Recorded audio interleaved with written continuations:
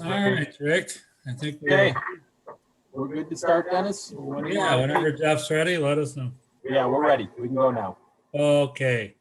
All right, good evening, everyone, and welcome to the June meeting of the Brighton Zoning Board of Appeals.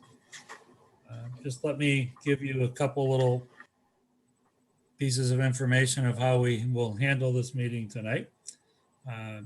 We have 11 applications, one from May and 10 from this month. And what we'll do is we'll go through each of those applications individually.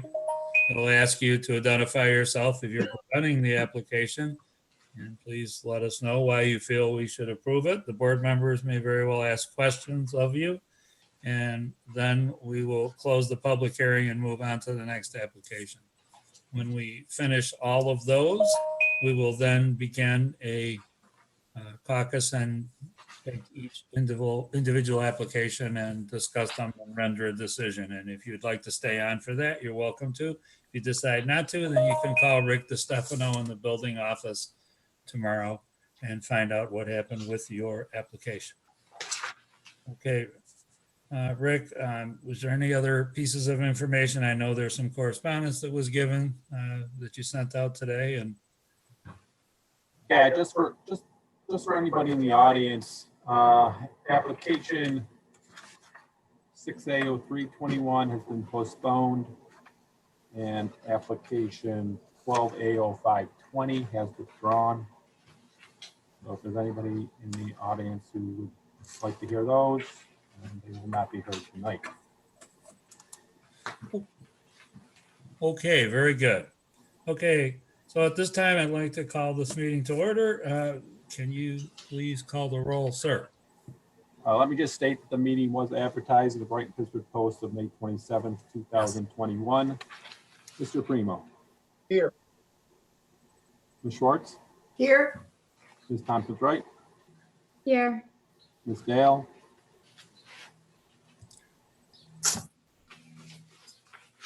You You're gotta muted, but- unmute yourself. She's here.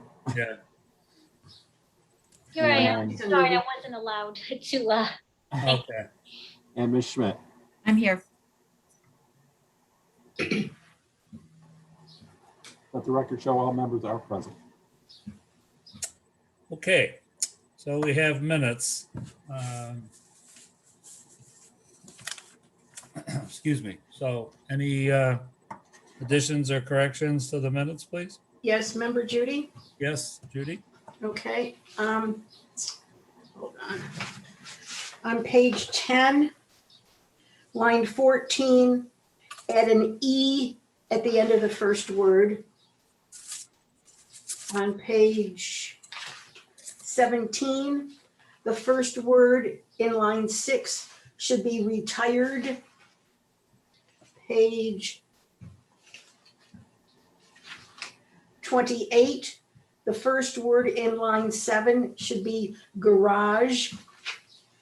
Page 29, line 4, delete the word for, first word. Page 41, line 1, after the word home, add and, A-N-D. Page 43. Dennis, this was yours. There is no findings of fact or anything on that. Rick, I don't know if you noticed on that or not, but it's, I believe, CCR. Yeah, there were definitely, boy, I don't know what. Okay, so just to heads up on that one. And then on page 45, there was no number, but I think it's 4A. Oh, I'm sorry, line 3. I think it's 4A-01-21. On page, hold on, 54, line 13, please add the word architectural as the first word on 13. On page 56, at the end of line 22, please add the word were, W-E-R-E. On page 63, line 14, add the word unit after conditioning on page 71, line 20. Change doesn't he to don't we. Page 72, line 3. Delete the word for. And one more. Page 75, line 5, delete the word that and change it to the word to, T-O. That's all I have. Okay, I have one, Dennis. please. On page 51, line 12, delete the word net after the word minimum. Okay. Very good. Does anyone else have any other additions or corrections? Okay. All right. How about a motion? I I move to, move to approve the minutes as amended. Okay, Judy, second? I'll second, sure. Motion is to approve with corrections. Mr. Primo, Aye. Ms. Schwartz, Yes, I. Ms. Tompkins Wright, Aye. Ms. Dale, Yes, Mr. Mites, Yes. Ms. Schmidt. yes, Motion to approve with corrections carries. Okay, so Rick, when you're ready, then let's read the first application. Application 5A0121, application of Best Construction of Wayne County agent and Ellen McCauley, owner of property located at 1129 Highland Avenue for an area variance from section 205-2 to allow an enclosed entryway addition to extend 8 feet into the existing 39.5-foot front setback, where a 60-foot front setback is required by code. All is described in the application and plans on file. Okay, Ms. McCauley, please proceed when you're ready. I don't know what else to say. I think that we have a great plan. I don't think there have been any complaints. It's really not changing, it's really not increasing the area out front other than enclosing it. My steps have significantly deteriorated since we started this whole application process, so I have to do something soon. I think that Best Construction is a very reputable organization. They come highly recommended. I just would hope that you could approve it so that we can start construction. Okay. Any questions by the board members? Yeah, sure. Ms. McCauley, Yes. this is Ed Primo. I just had a couple quick questions. You purchased the house about 2001, is that right? Oh my gosh. 20, yeah, about 20 years ago, yeah. Right, and within the house, the configuration where the house is has always stayed the same. Yes. And you did mention, I saw your steps, they look like they have been, they deteriorated, and I think you also indicated you get ice, a lot of icing there. Yeah, So the enclosure should help with that. absolutely, yeah. And it looks like the design of the enclosures done in such a way that it would match other similar entranceway enclosures along Cobb's Terrace. Yeah, in fact, I think it's going to be very nice. I had sent the board, I went down the street and I saw about 8 houses have their front entrance are porches with nothing but screen doors. So Yeah. this is going to be a solid structure. We upgraded the entry to a door with a, I don't know all the technological, but it's got a, we upgraded the door. It's gonna, yeah, look very nice. It should look very nice, very consistent. And I don't know if I know that one of the board members came personally to look at the house, but I have very beautiful gardens that people comment on. So I mean, aesthetically, it's gonna look pretty. It's gonna be pretty. Well, I did come, I didn't see you there, but one thing I noticed, you have a beautiful tree up there. It looks like a big old tree. I assume that's Oh, going to stay. I have lots of old trees. There's Yeah. a boxwood is gonna come out. Some of the horticulture around the door is gonna have to be pulled, but I've got azaleas. It's beautiful. Yes, it is beautiful. And your trees are in particular. Okay, that's all I had. Thank you. Okay, thanks, Ed. Any other questions by the board members? Okay, there being none, then is there anyone on the Zoom call that would like to speak related to this application? Okay, there being none, then the public hearing is closed. Thank you. Thank you. Thank Thank you. you. Just a quick reminder for people in the audience that please use your raise your hand function of the Zoom in order to be recognized. Thank you. You ready for Yes, Next one. go right ahead. application 6A0121, application of Shelley Strachan, property manager in the Park at Allens Creek LLC, owner of property located at 100 through 160 Allens Creek Road, for renewal of a temporary and locable use permit pursuant to section 219-4 to allow a food truck to be on site up to 3 times per summer for the years 2021 and 2022 were not allowed by code. I'll describe an application and plans on file. Okay, who do we have speaking for this application? I don't see Shelley. Now, Is this a phone one? this is the phone one. Do you have a phone one? Yeah. Let's see if that's who it is.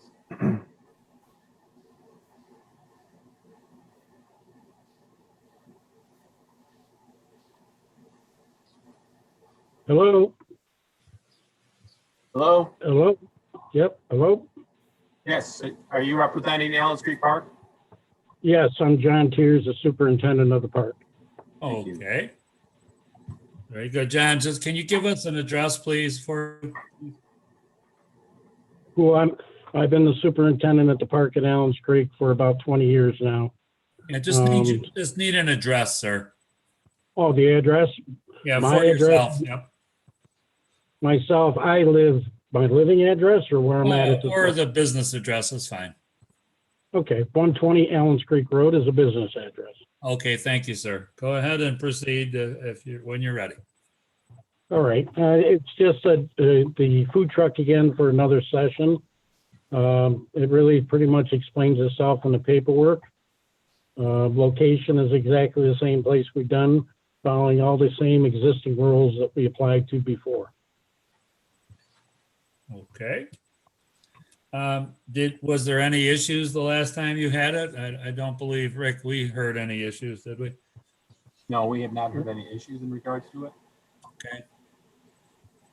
Sir, was there any issues that you guys encountered that you made any changes, or did you think things ran fine the way they were? I think it ran very smooth. It did exactly what we hoped it would do for our tenants. Okay, great. Well, that's good to hear. Okay, any other questions by the board members? Okay, very good, sir. Thank you very much. Is there anyone on the Zoom call that would like to speak regarding application 6A01? Okay, there being none, then the public hearing's closed. Thank Application 6A0221, application Save Monroe Avenue Incorporated. Appealing the issuance of a building permit by the Town of Brighton Building Inspector to the Daniele Family Companies, developer of the Whole Foods project located at 2740, 2750 Monroe Avenue. I'll describe an application, plans on file.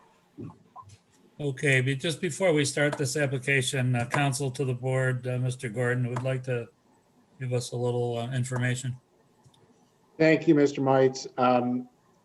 So what I wanted to explain is what the board has before it is essentially 3 issues challenging the issuance by the town planner of a building permit for what is known as building number 2 in the Whole Foods Plaza. 2 of those issues that are raised challenging it, phasing and the issues regarding the cross-access easement, have already been heard and decided by the Zoning Board of Appeals in the context of a prior challenge to the town planner's issuance of the building permit for the Starbucks building. And the Zoning Board of Appeals, as you know, determined that there was no merit to those issues and upheld the town planner's issuance of the building permit for the Starbucks building. The Zoning Board of Appeals decision was then challenged by these same petitioners in court. And it was taken to the court, and the court determined that the ZBA's determination was correct.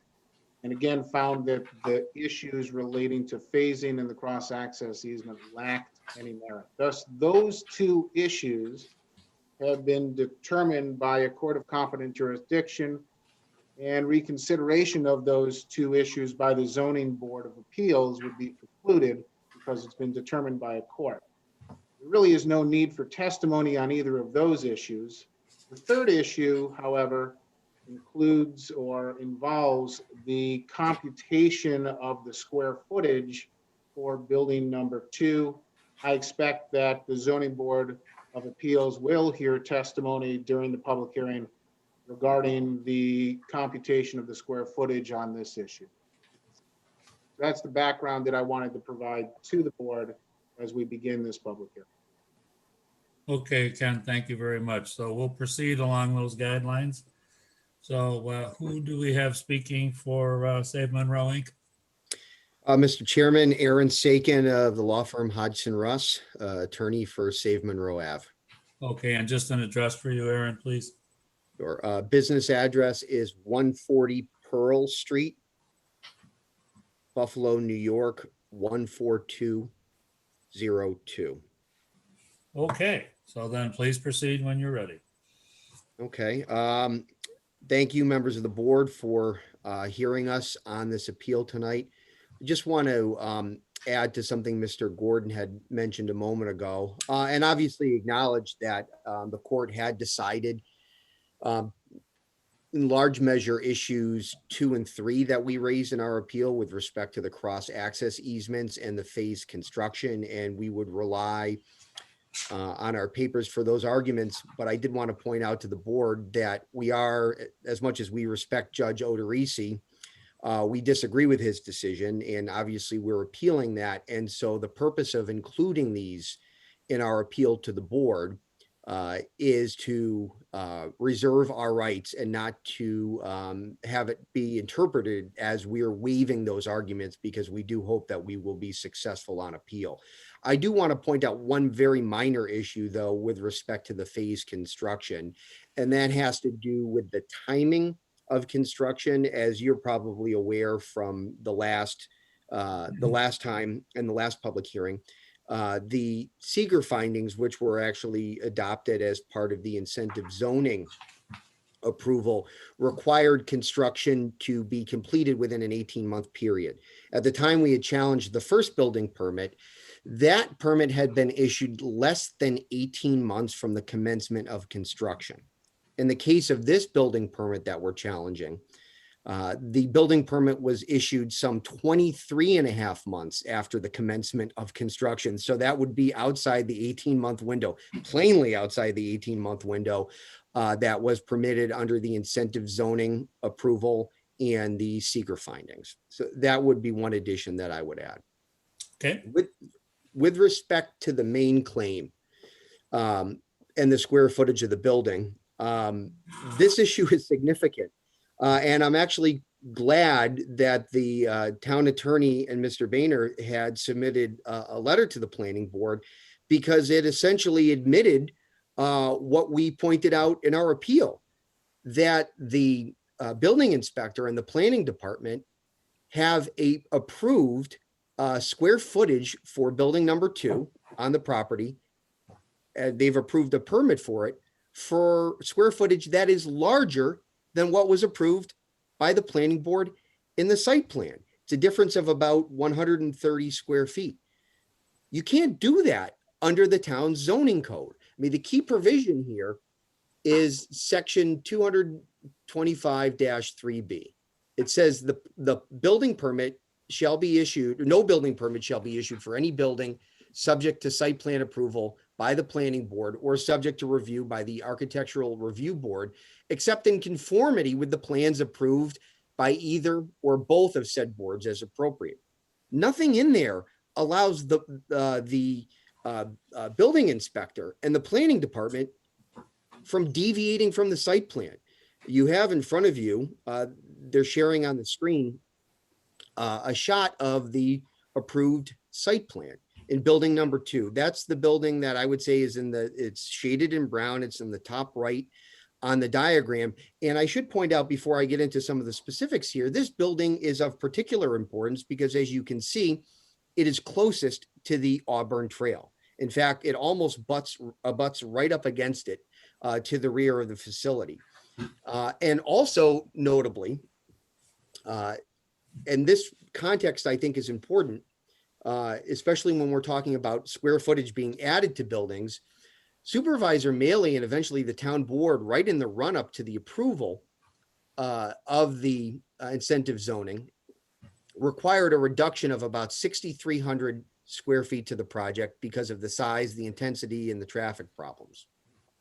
What we have here is an instance where the developer is now adding back square footage, and the planning department and the building inspector has essentially given them permission to do that in the form of a building permit that is larger than that amount. What do I mean by that? If you look at the site plan, it says proposed building 2, 22,250 square feet, specialty retail. Key is the square footage. If you look at a copy of the building permit, which is part of the record, and we also submitted on our appeal, the square footage for the building is listed at 22,380 square feet. That is larger, 130 square feet larger than what was approved by the planning board for the site plan. The code and the provision that I just read to you does not give the planning department and the building inspector the authority to deviate from what the planning board previously approved. It is a ministerial approval process by the building inspector and by the planning department. It's not a discretionary process. There's nothing in the code, which, by the way, other municipalities sometimes include, that says minor deviations are permitted, of a certain amount. They're not permitted under the code. The code is clear. And the letter that Mr. Boehner and the town attorney submitted to you, to the members of the ZBA, essentially admits that they approved the building that was 130 square feet larger, but then said, well, we looked at the code and we think that we have the ability to issue deviations. There's no such power or authority under the code. It's not in there. What they're doing is, I think they're trying to go back and justify allowing this. The proper procedure here under the town code is for the developer to go back to the planning board and ask for an amendment or for to the site plan or a deviation from the site plan that was actually approved. The bottom line is we have a site plan that was approved with a building for a particular square footage, and then you have a building permit that was issued and approved for the developer that exceeds that square footage. There are some other issues in the letter that I think require further exploration, other than simply a conclusory sentence in the letter from the town attorney trying to dismiss it. And what I mean by that is we were provided notes from the planning department. They may have been from the architect. We don't know who's identified, but it talks about that number of 22,380 square feet being from the inside of the walls of the facility as opposed to the outside of the walls. All the letter says is that's incorrect. Well, I think more is required, and I think the ZBA should require a little bit more. Well, number one, whose notes were they?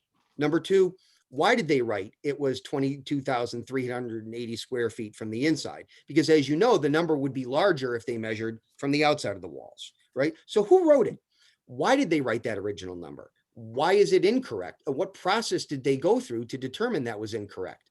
A statement that simply says it's incorrect to me is insufficient. The bottom line here is that the building inspector and the planning department do not have the authority under the town code to deviate from what was actually approved. And they did so. And we're asking the ZBA to annul the permit. And frankly, that is what is required under the code. And they can fix the problem if they seek to fix the problem by going before the planning board, which is the only body that has the authority to provide site plan approval. And the site plan approval here, and it's right there, clear as day on your screen, is for 22,250 square feet, not a larger building. I can understand why the developer may want to try to bring back some of those square feet that the town board and Supervisor Maley wanted eliminated from the project.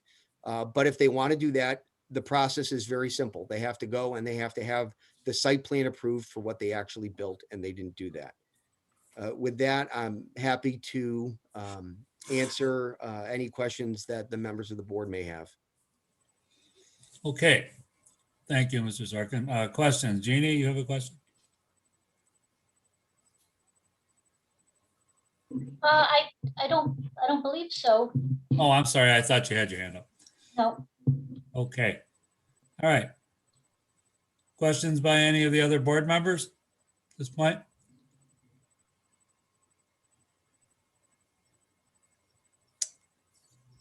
Okay. I don't see any other questions at this time. Dennis, if I could, this is Sure. Ken. I just want to clarify. Sure. Go right ahead, Ken. Sure. There is a letter that was submitted to the ZBA by Mr. Boehner. There is no letter from me to the ZBA. So to the extent that Mr. Sakin was referring to a letter from the town attorney, there is no such letter from the town attorney. Let me be a little more specific. I'm referring to John Mancuso, who is special counsel to the town with respect to the project. So I stand corrected. It was not Mr. Gordon. It was Mr. Mancuso and Mr. Boehner. Okay, I think that represents the record. Yes. Okay. Board members, any other questions for the attorney? Okay. At this point, is there anyone else on the call that would like to speak regarding this application?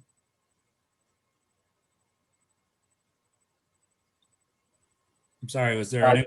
Yes, Yes. sorry, I was waiting to be unmuted. Sure, go ahead. I couldn't see it. Sorry. This is good evening. This is John Mancuso. As you know, I am a special counsel to the town planner in this appeal, Mr. Boehner.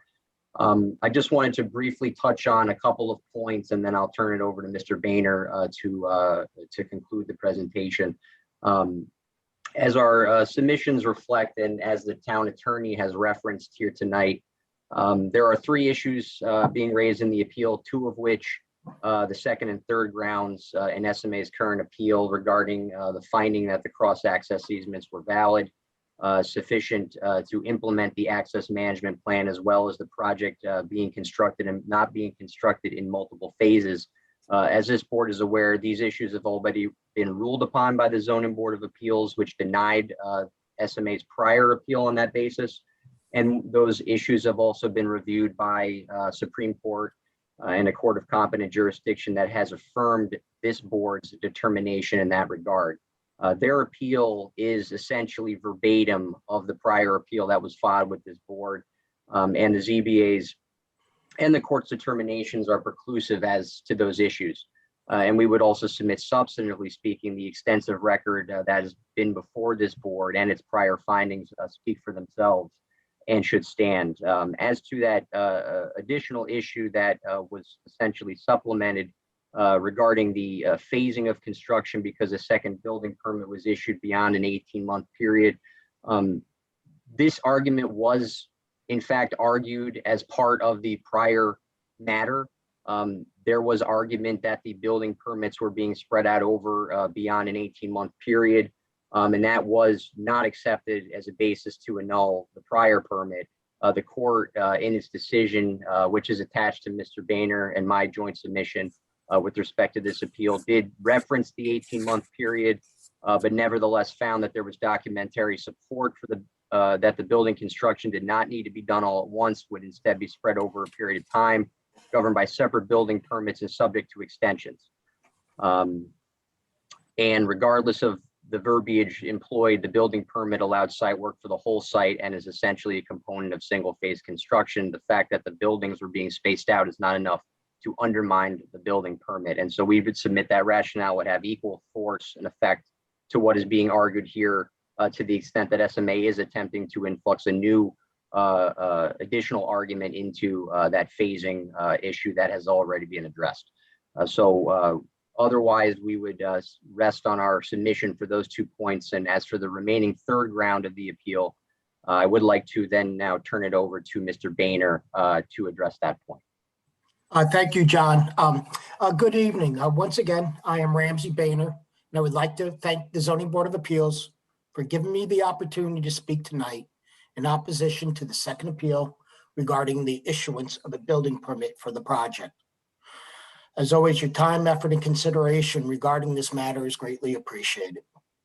The town issued the building permit in accordance with applicable law and regulations, including the requirements of the Town of Brighton's Comprehensive Development Regulations and all approvals issued by the Town Board of the Town of Brighton and the Town of Brighton.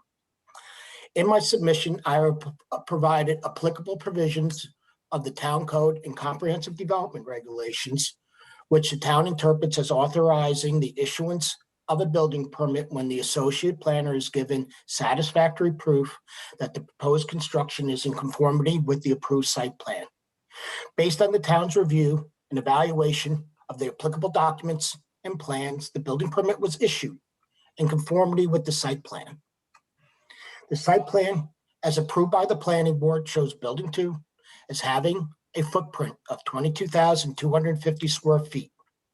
When the planning board approves the site plan, building square footage is based on the building's footprint, measured from the exterior faces of the exterior walls of the building. The square footage of the building on the approved site plan does not include architectural projections. The gross floor area of 22,380 square feet, as reflected on the site plot plan, is the footprint. Utilizing computer aid design, some of you might know it as CAD, the floor area is measured from the exterior faces of the walls of the building. In addition to relying on the submitted plans calculated using CAD software, the town also independently confirmed the accuracy of the square footage calculations, accounting for reasonable limits of variation. The town architect separately calculated the floor area of building number 2 as 22,387 square feet, which is in conformity with the 2,380 square feet contained on the site plan plot plan filed as part of the building permit application. The reference on the building permit to 22,700 square footprint is the overall square footage of the building, including architectural and other elements that, while part of the overall building design, are in addition to the building footprint reflected on the plan. The building footprint calculation shows the town's of Brighton's building permit form indicates that the square footage of construction is only used to generate permit fees. The items calculated in this number can include, but are not limited to, the following things, like building footprint, additional, which includes the ground floor from the outside of the exterior walls, additional building stories, rooftop structures, portico shares, covered walkways, covered sidewalks, covered patios and porches, raised patios and walkways more than 18 inches above grade, decks, building canopies, ramps, dumpster enclosures. These architectural features as it relates to building 2 are approximately 420 square feet based on the calculations performed by the town architect. This amount is not included in the floor area of the building. Based on the review, analysis, calculations undertaken by the Building and Planning Department, the town was given satisfactory proof that the proposed construction of Building 2 at a floor area of 22,300 square feet is in full compliance with the comprehensive development regulations. The provisions contemplated discretion in determining conformity rather than mathematical precision, which allows for engineering tolerances and reasonable limits of variation in the square footage measurements without significantly affecting the overall building. The 130-foot difference in building footprint amounts to less than 0.6% deviation, which is inconsequential in the overall development of Building 2 and the project as the whole. The other consideration is the overall project square footage of 83,700 square feet, which the development cannot exceed. Whether you consider 22,380 square feet or 22,700 square feet, what has been approved to date is well within the maximum project density of 83,700 square feet as conditioned by the incentive zoning approval. Building 2 is also located in compliance with the site plan setback requirements as approved by the planning board. The building permit is in full conformity with the approved site plan as required by the comprehensive development regulations. And based on this review, analysis, and calculations undertaken by the building and planning department, the town issued the building permit in accordance with the applicable laws, regulations, including the requirements of the comprehensive development regulations, incentive zoning resolution, and the site plan approval. Accordingly, I strongly believe and request that the second appeal be denied and the building permit be upheld. Okay, very good. Once again, I would like to thank the board for your time and your effort in this matter. I guess I would like to ask Mr. Mancuso if he has any closing remarks regarding to our opposition to the second appeal. And as always, I thank you. Thanks, Ramsey. John, did you have anything else?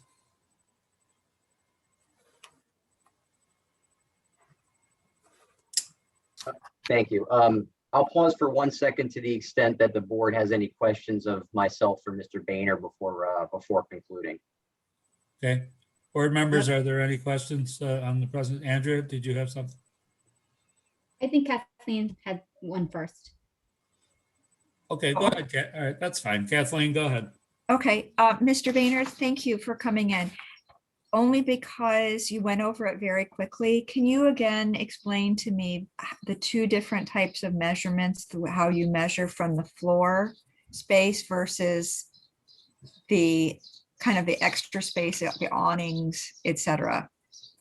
Yeah, the building footprint would consist of the exterior wall measurements and such things that I gave you the examples of, things like canopies, rooftop structures, covered sidewalks. In this case, that all added up to an additional 420 square feet.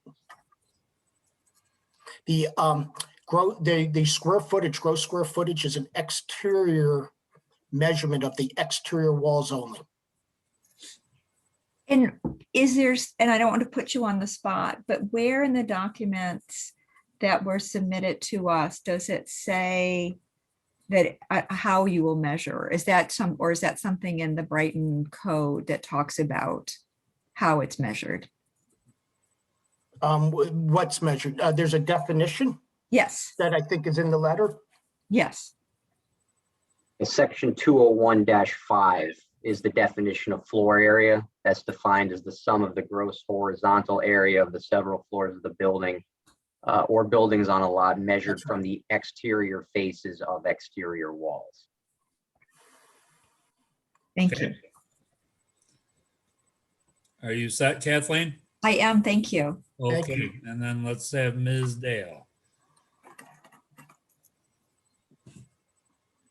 Dennis, I'm good. I don't have a question. Okay, great. How about Mr. Primo? I think he had his hands up. Thanks, Jeannie. Yes, just to put a point on it, and this would be either to Ramsey or John, but the point you're making is regardless of the building permit for Building 2, the overall project density of 83,700 feet has not changed. Is that correct? That's correct. So to the extent that one building may be 130 square feet, another building conceivably would be reduced somehow, as long as they get the whole total. Yep. They're under that 83,700 square feet. That's the number. Okay, very good. All right, other, go ahead, Ms. Wright, Ms. Tompkins. Sure. Ramsey, given the various ways to get measurements, just can you give us an idea how likely is it that what's submitted for a building permit will match exactly what the square footage is on the approved site plan? It's usually not. There's always a little play. It's only drawn by the engineer, then the architect will come in with their plans, and they're done on CAD, and you get a little bit more precise of a square footage. One little tick can add up to some square foot. You have to look at, is it in conformance with the setbacks? Is it placed as the planning board approved it? Is it in conformity with what the planning board approved? In this case, yes. We've gotten surveys, the building's exactly where it's supposed to be. It meets all the setbacks. It's what's represented to the planning board. It's in full conformance. Okay. Andrea, did you have anything else? Were you all set? Just one other thought to, when the planning board approves a site plan like this, can you just kind of provide some guidance? And I'm not sure if that's you, Ramsey, or Mr. Mancuso, but is it more that they're approving the exact square footages of each building, or that they're approving square footages of all of the buildings together, or is it kind of a mix of both?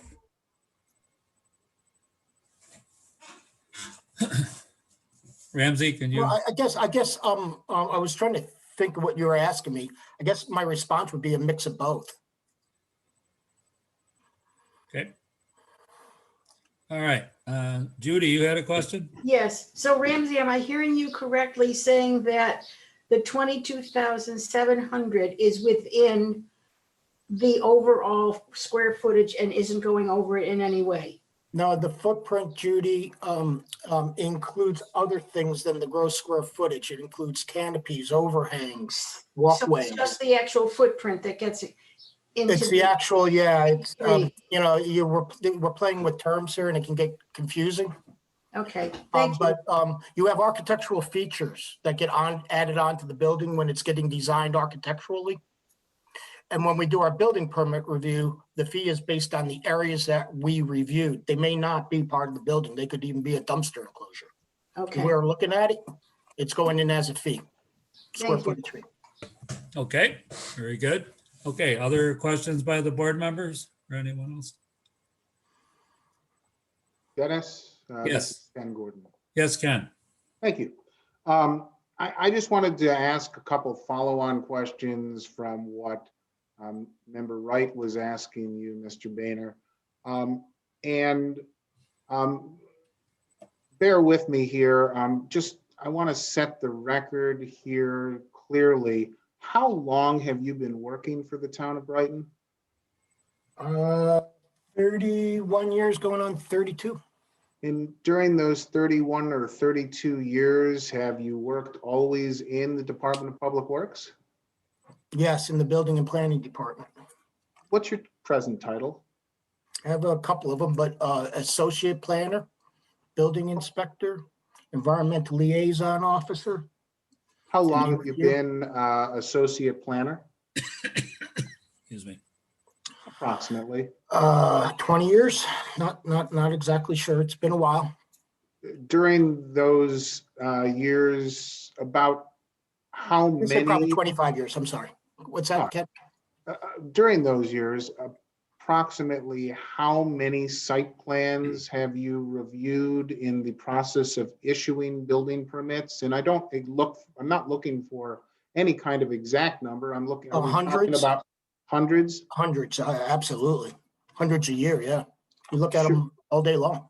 hundreds of years. So maybe over the Because you have course of building those, permit applications, you get planning board applications, you get all types of applications. So we're looking at site plans all day long.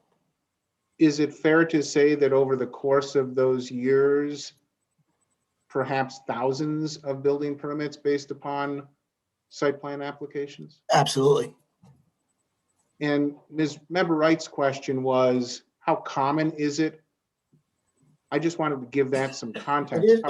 How common is it for the actual footprint as approved on a building permit to differ in some nominal way from what might appear on a site plan? How common is that? It is common because what happens again, it's the engineer putting down the square box on the paper. You get your site plan approval, then you get into the engineering details. So there can be little adjustments in the building to meet building code, to bring out the design as requested by the Architecture Review Board or any other board that has been reviewing the project.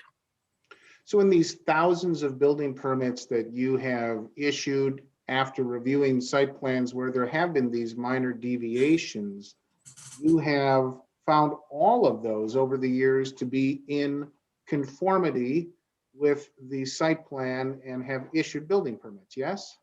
Yes, as I would not issue them. No way I would issue them. So if I understand you correctly, you're asking the board to agree with your interpretation here of the code that the word conformity in section 225-3B does allow for some minor mathematical deviations between what's shown on the site plan and what's shown on the building. Is that fair? That's fair, and it's common practice. So you would disagree with the petitioner's statement, and I think I'm quoting here, that minor deviations are not permitted under the code. You disagree with that statement? I totally disagree with that. Then what's the point of having me? I mean, part of this is that not everything lines up 100% in life.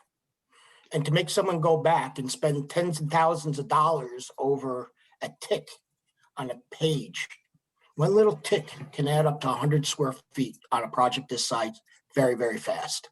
I live out in the country, Mr. Boehner, and ticks are something we don't want on us, but can you tell me, you're saying, you're using the term tick in some different way. Tick is just when you're doing the measurements, you're off just a 1/16 of an inch. Can add on, a considerable amount of square footage. Thank you. Those are all my questions. Okay, thank you, Mr. Gordon. Okay, is there anyone else on the call or elsewhere that has a question or something? Can I ask one more? This is Member Wright again. Yes. One of the comments in Mr. Boehner and Mr. Mancuso's letter is that the project square footage is still well within the maximum project density of 83,700 square feet. Given that there's always some deviation among what's on a site plan and what a permit will show on square footage, could you have these minor deviations above the overall maximum project density, or is that the cutoff line? Like the last building that gets a building permit, adding all those square footages up, couldn't go past the 8,700. Okay. That's right. Yeah, that's right in the sense that it cannot exceed the 83,700. And that we keep track. I'm sorry, I'm just going to jump in. This is Ken Gordon. I don't think the record is clear on what the answer was to that question. So Member Wright asked, can the project exceed 83,700 square feet? And the answer is? No. No. Okay, I think we got that pretty clear. Okay, is there anyone else? Do you have something new, Mr. Sorkin? Because again, we're not going to debate it here. That's the board's job, right? Okay.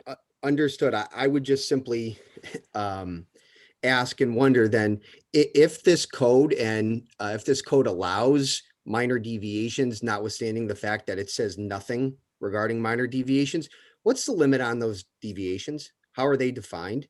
Can the building inspector wake up one day and say a 20% deviation or a 30% deviation is permissible in his judgment? I mean, what it's effectively doing is transforming what is a ministerial approval into a discretionary approval. There are no parameters whatsoever. And if we were to expound this logic, then a minor deviation would be whatever the planning department deems it to be. And that's simply not what's permitted within the code. Okay, we'll gladly take that into consideration, your comment. Okay, is there anyone else that would like to speak?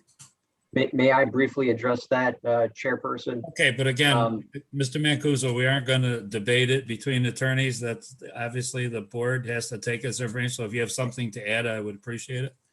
Yeah, I will just be very brief. I think that the important thing is to make sure that the right code provision and the language that is being interpreted is the focal point, which is whether or not the determination is in conformity, not whether there is a discretion for allowing for deviation. So the proper question is whether or not the building permit was issued in conformity with. And again, the discretion is not as broad as is being suggested, because again, there is much that goes into this as is set forth in Mr. Boehner's submission. The overall project square footage of 83,700 square feet is being considered and complied with, as well as, I think, very importantly, the overall square footage as it relates to the setbacks and the other project approvals that are in place to ensure that this building, as cited, is in the precise location that was intended when it was approved. And so obviously you could not add a 10,000 square foot addition and call it a reasonable deviation, because that would change all of the configuration of the project. This amounts to a negligible 0.6% as Mr. Boehner has submitted. And so because everything is as it should be on the plan, that's why he had determined that it is in conformity with what the planning board approved. All right, appreciate that. Is there anyone else that would like to speak? Okay, at this time, is there anyone else on the Zoom conference that had anything to speak about regarding this application?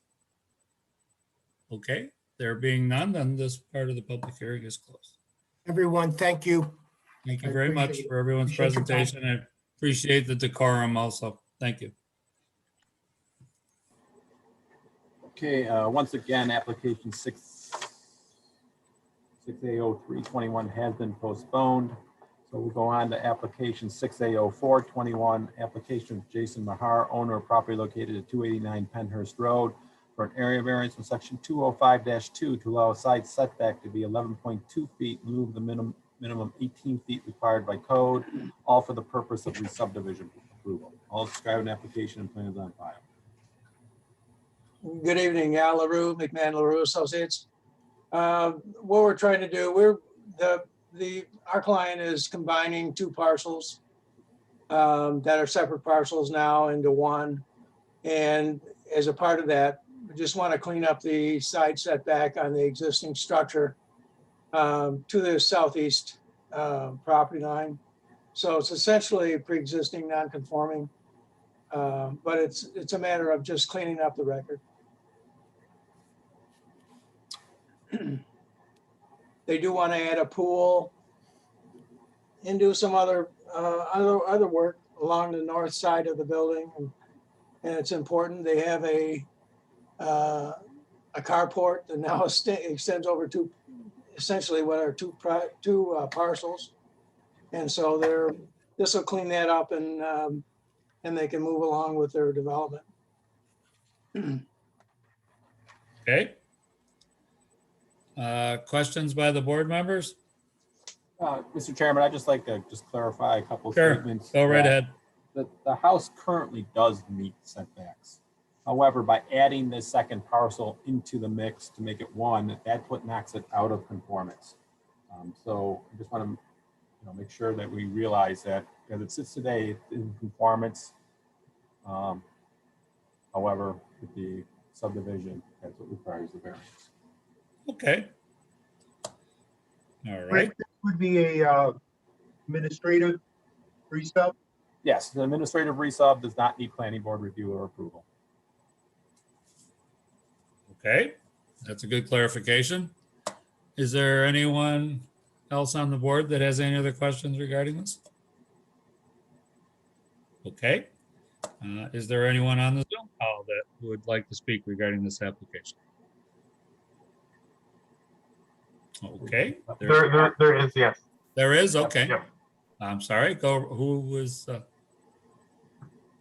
Oh, hello. My name is Cassandra Wolf Schneider, and I'm just next door neighbors with the Mahars. So I was just here in support in favor of their application request is all. ma'am, could you just tell me what your address is, please? Sure, it's 273 Penhurst Road. Okay, great. Okay, thank you for joining in. Thanks. Okay, is there anyone else on the call that would like to speak regarding this application? Okay, there being none, then the public hearing is closed. The next two applications kind of go together, so I will read them both and we can move on from there. We have application 6A0521, application of Robert Harding and Jason Harding, owners of property located on Northern Drive, known as tax ID number 148.20-2-1 for area variances from section 205-7 and 205-8 to allow re-subdivided lot to have 68% impervious lot coverage, move the maximum 65% allowed by code, and 2, allow said re-subdivided lot to have a pavement up to the western lot line where a 10-foot setback is required by code. Also describe an application and plans on file. And then application 6A0621, application of American LLC, owner of property located at 120 Northern Drive for area variances from section 205-7 to allow a re-subdivided lot to 1, have impervious lot coverage of 100%, move the maximum 65% allowed by code, and 2, allow lot width to be 42 feet, move the minimum 150 feet required by code, and 3, allow building density to be 13,460 square feet per acre, and move the maximum 10,000 square feet per acre allowed by code. I'll describe an application plans on file. Okay, so who do we have speaking for the Hardings? Al LaRue, McMahon LaRue Associates. Okay, I'll just give us your business address, please. It's 822 Holt Road, Webster, 14580. Thank you, sir. Okay, go right ahead. You can kind of walk through the group of them there. Yeah, the American LLC now owns the green area and the eastern part of the blue area that's outlined. There's a red line where they own up to. So they own that whole thing. And Bob Harding, who owns below the building and the structure there, his business, he wants to purchase that parcel because he utilizes it for turning and access to his parcel by turning trailers around and that sort of thing. And he thought, well, you know, let's create a compliant size lot. And in doing so, that left a 42-foot wide access to the American LLC parcel, because that's where the main driveway is into the rear part of that structure. They don't have access out to other than Northern Drive. So that's, and so we essentially what we've created is a flag lot.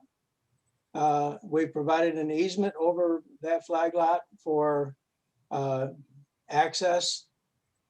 And so in doing so, Mr. Harding doesn't want to, because he's now will own lot 2 and the parcels to the west of that. And he doesn't plan to do anything to upgrade or improve that lot. He just wants to keep it like it is and structure it such that he can own it, and the American LLC can have their access over the Blacktop Road. And it does require some variances, and that's why we're here tonight. Okay. Very good. Board members, questions for Mr. LaRue?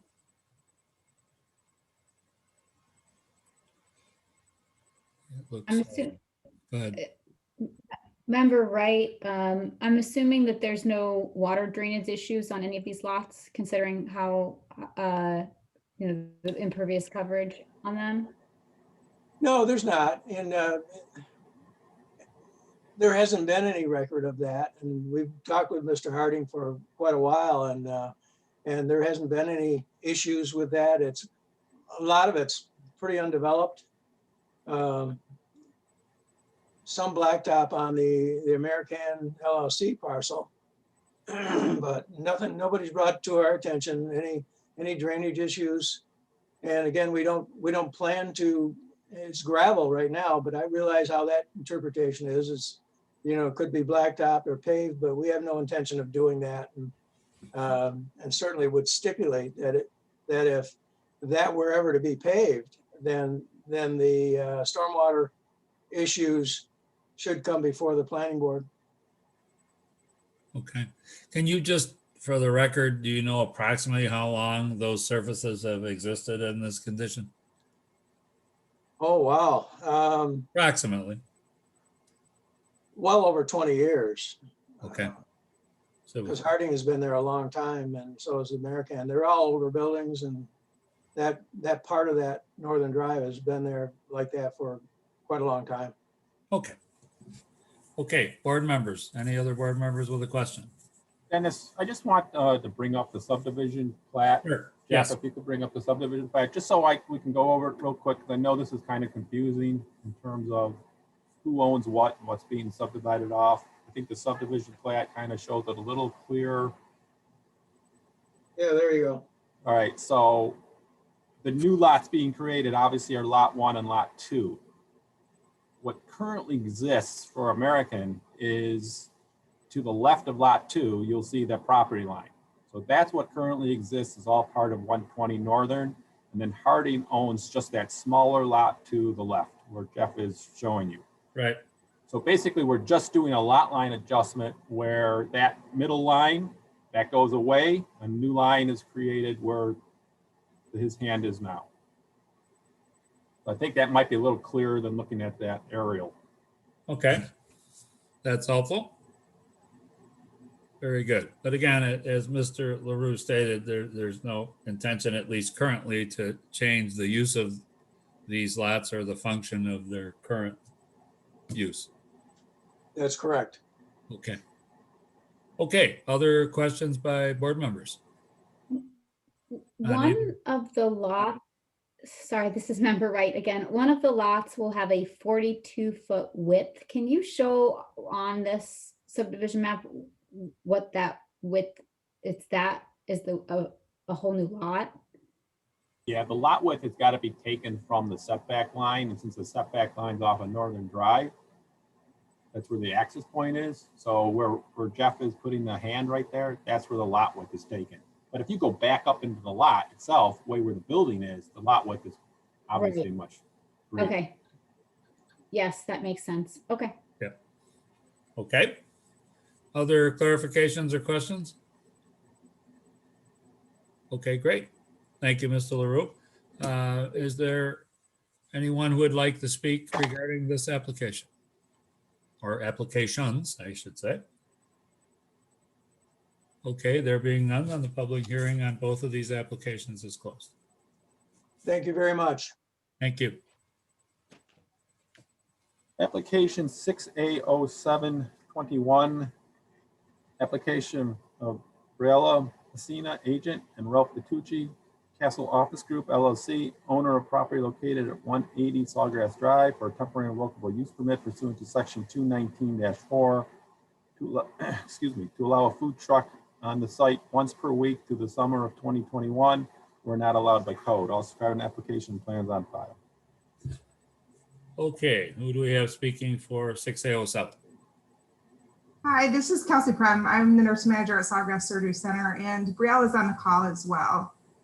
She's our administrative assistant. Okay, just an address for you, please. 180 Sawgrass Drive. Okay, great. Please proceed.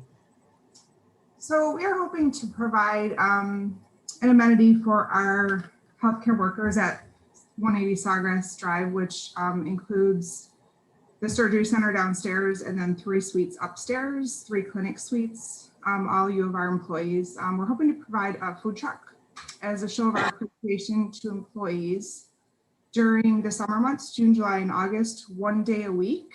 We're thinking Wednesdays, 11 o'clock to 2 o'clock. So that's our goal here.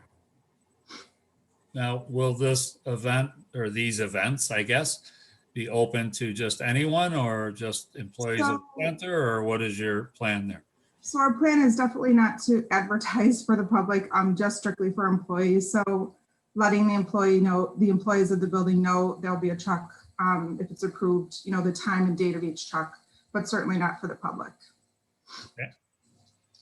All right, questions by the board members? Member Schwartz? Yes.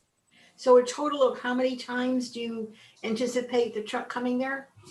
So we're thinking June, July, and August, so 3 summer months, 1 day per week, so approximately 12 occurrences. Okay. Yeah, hi, this is Member Ed Primo. Can you hear me all right? Yes, go ahead, Ed. Are you going to be, I think I looked in the application, you're going to be able to put trash bins and stuff near where the food trucks will be to handle trash and recycling? Correct. I think, Brielle, maybe you can speak to this, but I think the plan was to provide the truck right near our actual dumpsters for the surgery center. So that would be access for them to dispose of the trash. Employees as well. So there'll be, you'll have trash facilities there. So if someone eats something, wants to throw it away, there's a place for them to do it? Correct. I think I envision most employees going to the truck, getting their food and going back into the building to our canteen lunch area. Yeah. Okay. We do also have the janitor staff also has like trash cans, large trash cans on wheels that they'll wheel around for us at different events that we have in the building. So I'm sure that they would be able to bring them outside for us too. Excuse me, ma'am, just for the record, can you just identify yourself and your address? We just need it for the court reporter record. I'm Brielle. I'm at 180 Sawgrass Drive. Okay. So I take it if we were to say that you would provide trash containers related to the food trucks, that just wouldn't be a problem. Correct. Correct. Okay. And I take it you had mentioned in your application that you don't have any issue with the food trucks, only food trucks that are licensed by the city of Rochester and in compliance with their requirements. Correct. As my understanding, certain food trucks have to have a safety permit through the city of Rochester. So we would seek out trucks that have that permit. Yeah. And you don't have any problems with that being a condition to the approval? No. Okay. And we talked about the months. Would it be all right if we just said it would be June, July, and August? Correct. 1 day a week for those 3 months of the year. Okay. That's all I have. Okay, Ed, thank you. Board members, anybody else with a question? And it's just 1 truck per week? Correct. 1 truck. Okay. Okay, very good. Dennis, Yes. Dennis, Ken Gordon, just a couple follow-up questions. So just looking at the location on the plan as to where these trucks are being placed, is that in proximity to where your patients park too generally? No. So this, I'm looking at the map you have up here. This is employee parking on this side of the building. The front of the building is the where patients park. So we purposely wanted to keep it away from patients walking into the building and walking out. So there is no patient entrance on the backside where the food trucks will be closest to, correct? No. Do you have any picnic tables or other seating or tables outside in the parking lot this time of year or over the summer months? We do. We have, is it 2 or 3 picnic tables, Brielle? They're over by the, I think it's 3. 3 picnic tables, yeah. And where are those located? It's in that like square of blank white space.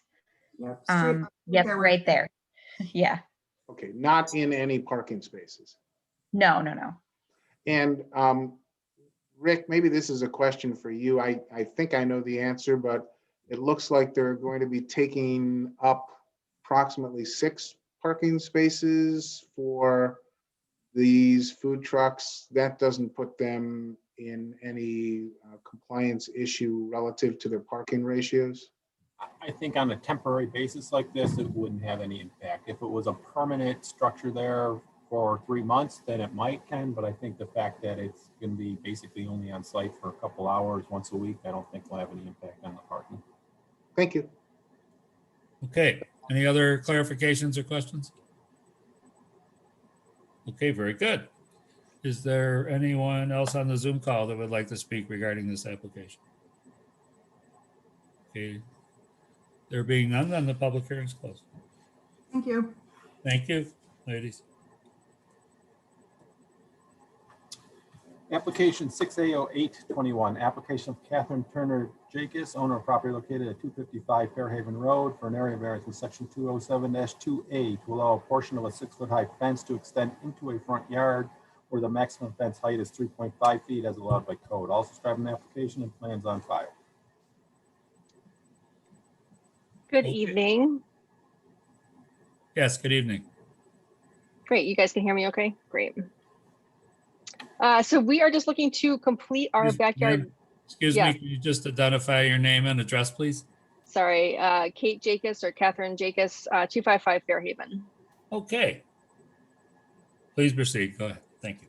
Great. So we're just looking to finish our backyard fence project, except that we realized that part of our backyard, since it faces Blossom, counts as a front yard. So we are asking for the variance, so to get a variance on the 3.5-foot fence height rule so that we can complete a 6-foot fence around the backyard, which is what the other 2 sides of the fence are going to be. We have 2 dogs, 2 very active dogs, and an 8-year-old who often has, friends over and playing in the backyard. And Blossom, as you know, is a pretty busy road. So we are looking to have a pretty secure, high fence for the privacy, but also just to really contain kids and dogs and make it a safe backyard for everybody.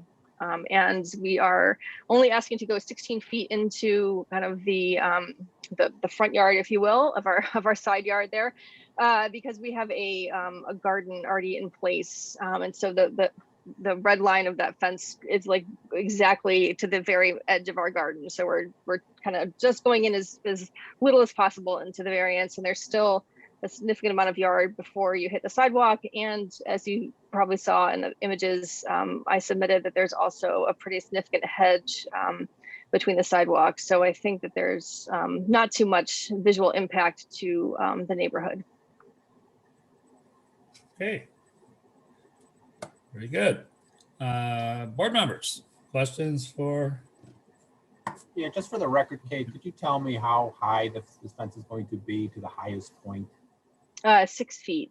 6 feet, and then will you have any posts or fennials that will be higher than that 6-foot height? That Or is it going to be straight across?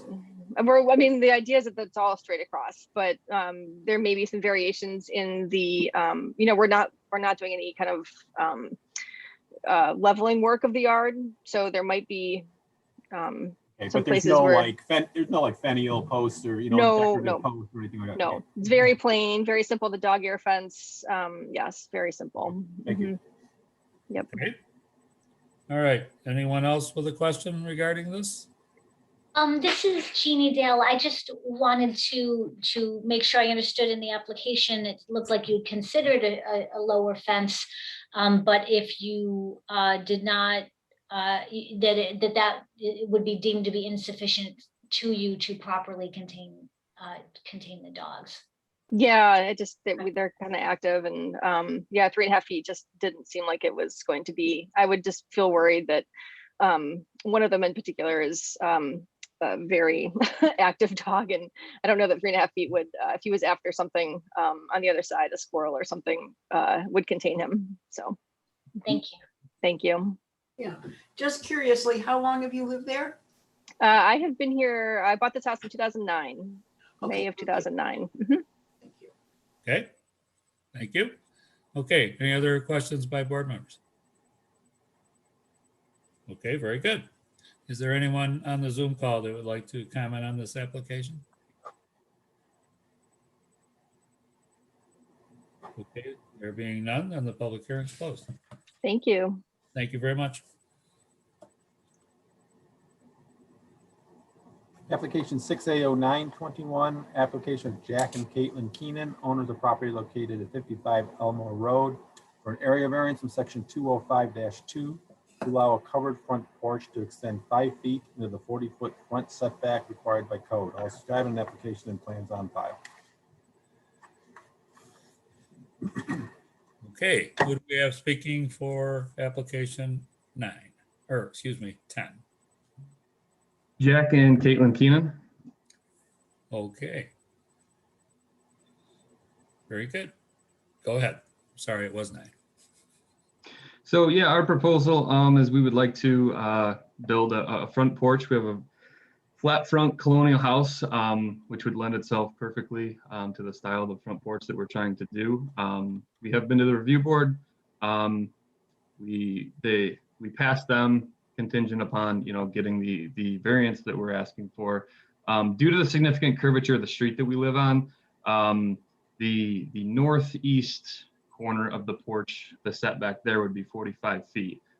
So we don't have any issue there. It's that southeast corner closest to the driveway, due to the curvature of the street, that setback would only be 35 feet. So we have a 10-foot difference from one corner of the porch to the other, just due to the placement of the house on the property and the curvature of the street, which is why we're here for the variance. Okay. I wanted to just speak to, we're excited at the prospect of building a porch. We lived here about 3.5 years. Love this neighborhood, plan to stay for quite a long, long time, raise our family here. Lots of kids we play with and neighbors, and I think it's a nice spot for gathering with neighbors while we watch our kids. All that good stuff. Okay. All right, board members, questions?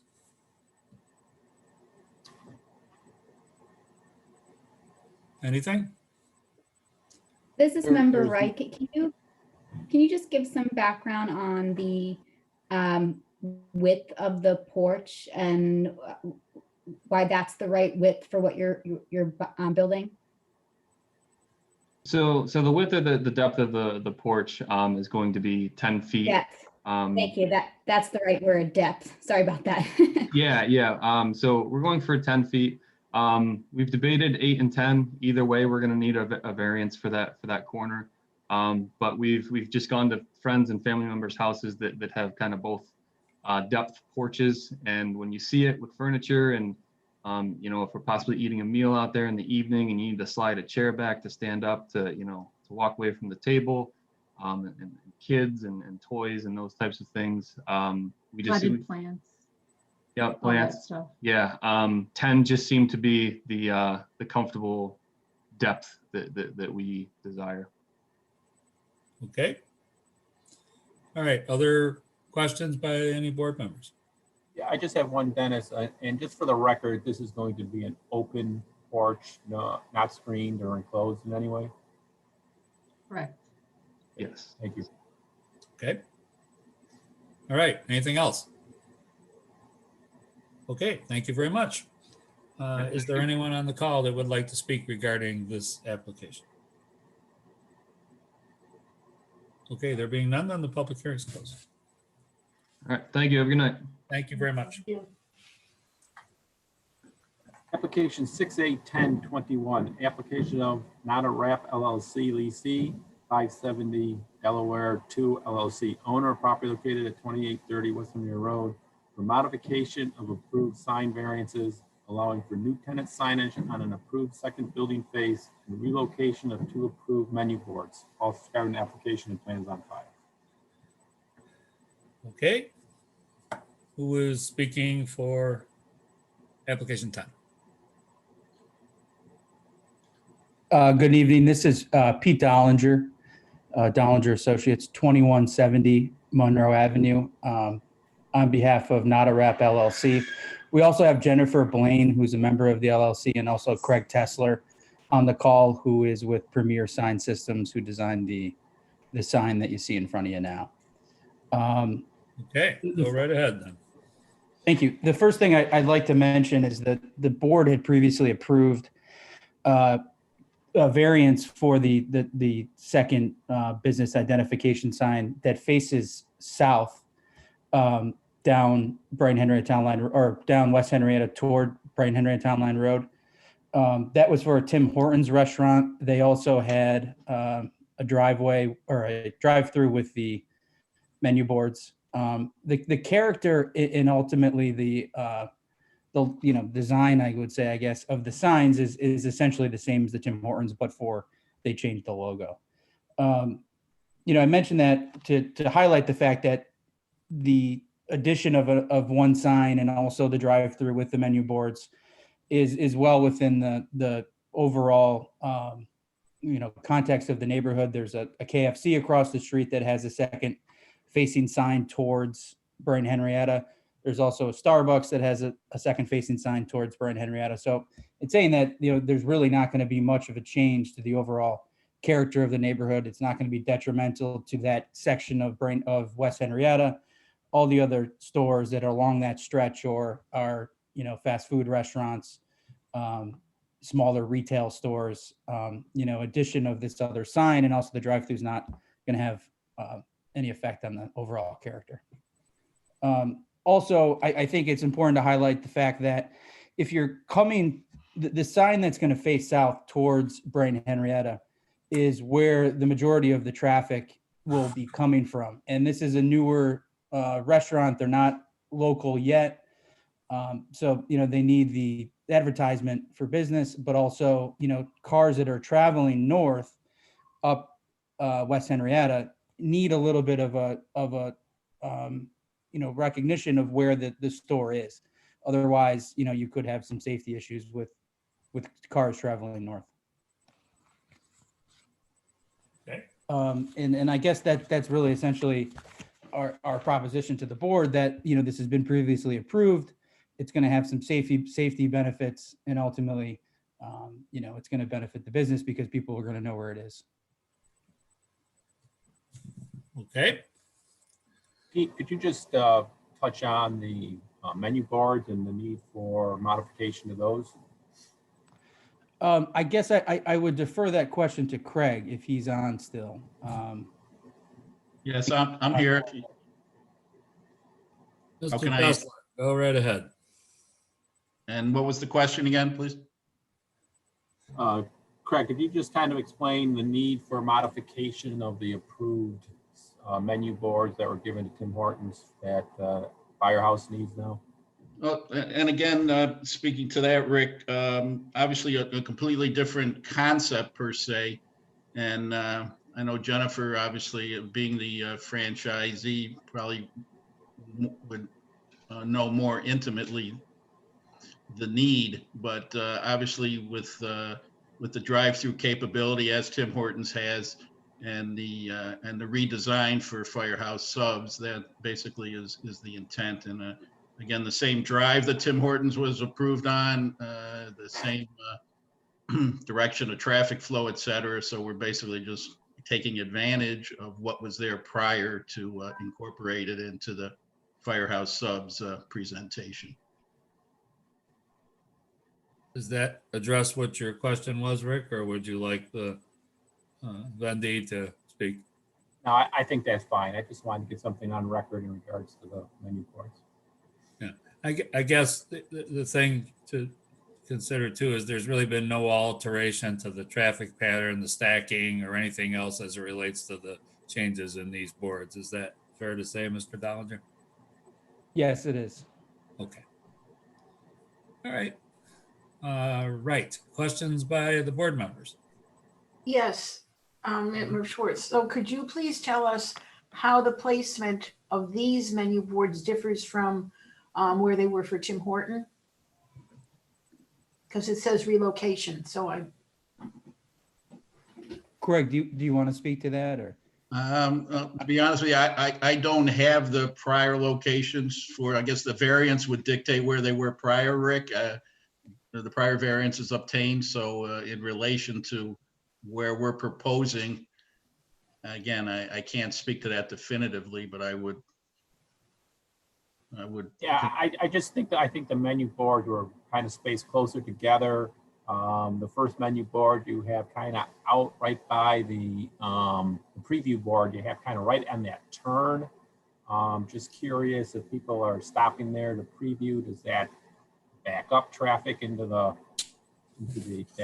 drive lane? Or I think Tim Hortons was further down, so person would drive to that preview board before stopping. Here they might stop and kind of back stuff up. So I'm just wondering why the preview board is located, proposed preview board is located where it is. This is Jenny Blaine. I think we just put the preview board there because that was where the mechanics were for the Tim Hortons, but we can place it wherever Tim Hortons had it. It doesn't need to go in that specific spot. So it's really up to you guys, and I'm just just curious on where it works for you guys. Well, the drive-through wraps all the way around. It doesn't even go in that parking lot area, so it's all the way around the outside. So I figured that was probably the best spot because you've got to order a sub. It's not like a McDonald's menu, so that's probably the best spot so that you can see what you're going to order before you get to the speaker. That's really, it looks much bigger on the screen than it actually is from when you're in the drive-through lane. We can move it to where that clearance pole area is if need be. It's not really set in stone. Whatever you decide we need to do, that's where we have it right now.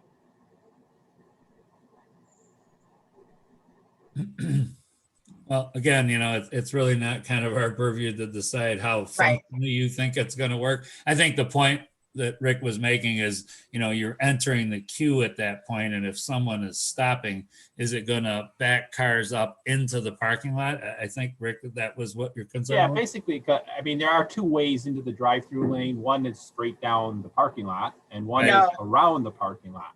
You're actually not allowed to go that way. There's a sign that says "Do not enter" right below that preview board. I know people will, but yeah, you're not allowed, but people people will. Yeah. So that was just my only concern, was that if somebody does that, stops there, then you start backing up into that center drive lane. I see your concern. If it's, that's just a preview board, so that's just a sign with just like a cardboard cutouts of pictures. So I can see what you're saying. So I would probably maybe move that up a little bit, if that's okay. Or would we need to redo this whole thing? I'm sure we can. If you wanted to move it up, I think we can deal with something moving it up closer to the. Give you some reasonable tolerance to it, because again, we want you it to work, but it's just an observation that if there's a means, because once the other cars are ahead of the car at that point, they're just waiting for their food, so you're not really holding anybody ahead up. It's just how many cars are backing up behind you. That's all while you're reading the preview board. So. Right. Okay. All right. Very good. All right. Is there any other questions by the board members? Okay. Very good. Thank you very much. Thank you. Is there anyone on the Zoom call who would like to speak regarding this application? Okay. There being none, then public hearing is closed. Thank you. Thank you. Okay. Thanks. Application 6A 1121, application of Brighton 12 Corners Associates, LLC, owner of property located at 1881 Monroe Avenue. For one, modification of approved sign variance allowing for a business identification sign on the second building face. And two, a sign variance in section 207-26D to allow two logo only signs to be located on the southwestern portion of the building. One on each side, we're not allowed by code. All described in the application plans on file. Yeah, this is member Primo. I'm going to recuse myself from this application because of my prior legal representation with respect to this building. Okay, very good. So you just exit the call, then we'll probably be taking a few minute break, Ed, after that. So just keep attention and then we'll begin the deliberation. So, Okay, go right ahead then. Who is handling application 11? Good evening, everyone. My name is James Creticos. I'm with BME Associates. We're located at 10 Liftbridge Lane East in Fairport, New York, 14450. I'm here on behalf of Brighton 12 Corner Associates LLC. Also on the line with me this evening is Fred Rinaldi, who is the applicant. We're here tonight to request 2 variances for the Brighton 12 Corners Plaza building. We're looking to just get a variance to allow a sign on the second western facing side of the building. That side is kind of internal to the parking lot. It faces the new Core Life building that was just built there. And then the other variance we're looking to obtain is for the little business logos that are located there on the southwestern corner of the building. There's 2 as shown in the rendering. They're basically just a small brushed metal business logo with a back illuminated. The actual channel letters that are for the main business signs, those are a brushed chrome silver edging with a white acrylic face, and those are internally illuminated as well. They do comply with the sign sizes, so it's just the second business sign, which would replace the existing Aja Noodle sign that's still on the building in that location, as well as allowing the logos. So if you guys have any questions about signs or the business that's going to be occupying the space, we'd be happy to answer. Okay, very good. All right, just a question, Rick. How are these, disattached logo signs addressed in the code? Basically, a logo has to be part of the principal sign, and then it can be 25% of that principal sign. We had something similar to when, if you remember, Qdoba came in and they had the large graphic that was separated from their signs. This is kind of similar to that, where they're just kind of putting their logos at the corner of the building, not associated with the actual business identification sign. Okay. So basically, just the logo on a building is not permitted by code. Okay, so there's really no governance then on its size or its location or anything other than it's disattached from the either 1 or 2 approved building face signs. Correct. Okay. All right. Questions by the board members? Yes, Member Judy? Yes. Yes, what are the dimensions of this logo thing? The logo sign totals 9 square feet. It's a little less than 2.5 feet wide at the widest point, and it's just about 3 feet 9 inches tall at the tips. But most of the logo is, vacant space. It's going to expose the brick behind it. So it is just that kind of brushed metal, clear open space. And that is, like I mentioned, the exact business logo that they use on all their marketing materials. Are there other restaurants like this in other places? Yes, there's one other that's currently open and operating in Webster, New York. And they have the same logo as well as the channel style lettering with seasoning Thai bistro spread across 3 lines. It's on their menus as well as the exterior of the building up there. This is Jeannie. I'm sorry, I have a question, and Rick, this might be sort of a repeat, but if these logos were right with the lettering of the name above the door, from a size perspective, would a variance be? I know that you can only have 1, but would if there were just 1 and it was with the letters of the sign above the door, from a size perspective, would Perhaps. Basically, that logo attached to the sign could not be more than 25% of the sign face. So taking that over the Elmwood Avenue sign, which is a much larger sign, it would probably be fine. Taking it and putting it to the sign that's over the entryway on the west side of the building, that might get close to that 25%. I don't know. Yeah, we actually, Jeannie, we actually did provide in our letter of intent some calculations, assuming that, because that's how the Qdoba sign was done previously on this building. So no, the answers to both your questions are no. Neither size is under that 25% threshold. The side facing Elmwood would have to be 8.5 square feet, and as I mentioned, it's 9. And then the one facing internal to the parking lot on the western face would be allowed 6 square feet based on the signage dimensions. And I'm not trying to put words in your mouth, but I'm kind of assuming that with the logos on the corner like that, both being the same size, I'm assuming you were doing that for aesthetics. Yes. Thinking that it might look a little strange, if one was smaller than the other. Correct. And Jeannie, this is Fred Rinaldi, the landlord. Good evening. I just wanted to opine on that quickly. One of the things that we were hoping to accomplish with this is also to bring a little illumination to that corner. So you are correct, they are balanced. And these elements are less traditional trade dress, less traditional logo from the standpoint of written identification. And it's more of an authentic, an inspired, almost art piece that's indicative of what inspires the food that is the focus of Seasonings menu. One of the things that we're very excited about is the way that they're using the interior of the space.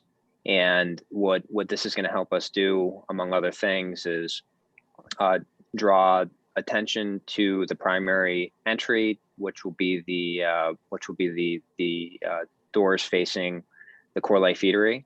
It also allows for us to add a little energy to the restaurant that we feel is necessary, having been with this property for quite a long time, and very excited about investing in this new operator. They are incredible restaurant operators. They're incredible people, and we've learned a lot about the attention that they've paid to the way that they have built their trade dress marketing, etc.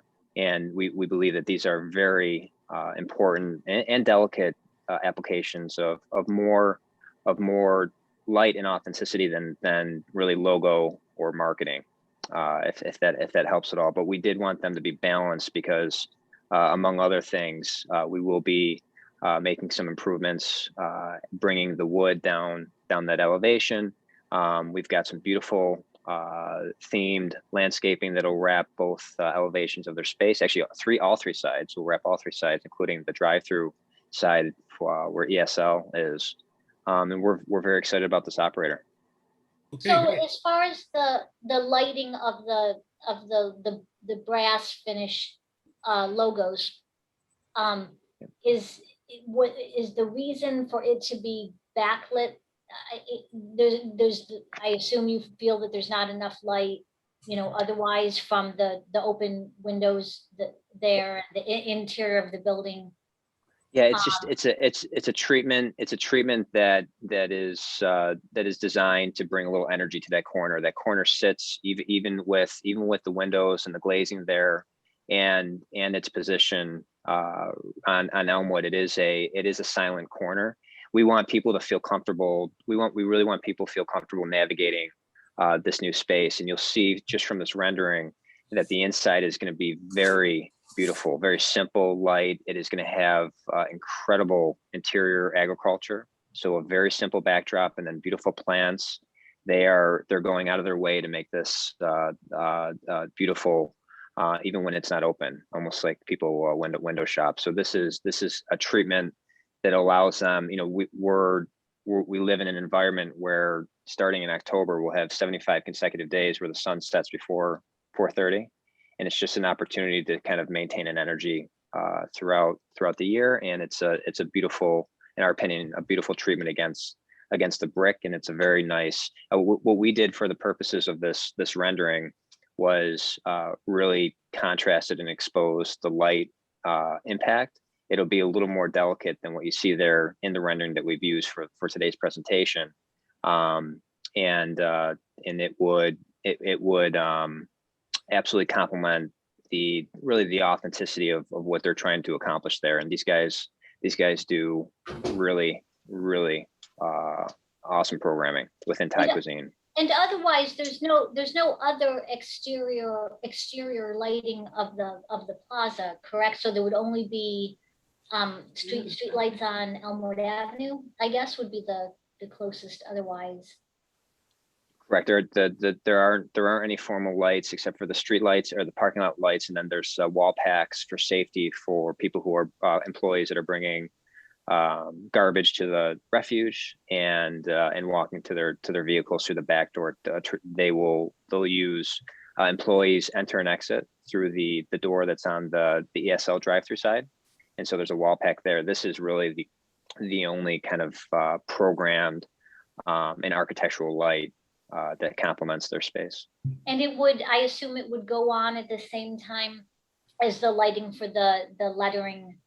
We would put everything on photometrics. So this would be run in the most efficient way possible. And then even the LED systems are consistent with the technology used in our internally lit letters, the channel letters, all of which are dark sky compliant. And we're going to be using Premier Signs for this. So we have an entrusted technology with them that we're using on 100% of our portfolio right now as we upgrade all of our light systems to LED. Thank you. Okay, very good. Yeah. Any other questions Yeah. by board members? Fred, you mentioned, I heard you say the word environmental, I believe, and so on and so forth. I'd like to pursue, it's not quite pertinent to the variance, but will it be full service? Are you using China? They're using this space because it's such a unique space. Do you remember being in there with the vaulted ceilings? No. And it has such an awesome feel when you're in the space. It has 20+ foot vaulted ceilings. So this will be an evolution of what they have prepared in Webster. So that they will be except for some things that'll be temporary in light of COVID. The operation of their business will have many reusable features from not just the plates and silverware, but we removed 100% of the old kitchen, and we're putting all new technology in the kitchen, from the ovens, the hoods, even the cooler systems. So everything in here will be state of the art. So you are using China? For the serving plates, yes. Yes, okay. Yes. And you didn't answer, is it full service or do you go through a cafeteria line? Oh no, this is full service. Yep. Okay. There's servers. There's Okay. You can get takeout. The takeout will not be. They won't deliver takeout in China. Okay. I know that's fine. Okay. But the All right. but everything, but the formal interior, it's quite beautiful. So every element that exists in their Webster location, which has many of those features already, there'll be a little bit of an evolution here, just because the space has some unique features to help them accomplish that. All right, very good. All right, is there any other questions related to this by the board members? Okay, very good. Thank you very much. Is there anyone on the Zoom call that would like to speak regarding this application? Okay, there being none, then the public hearing is closed. Okay, how about we take a little break here before we start the deliberations? Good idea. Okay, about maybe no more than 10 minutes, okay? Okay. All right, thank you.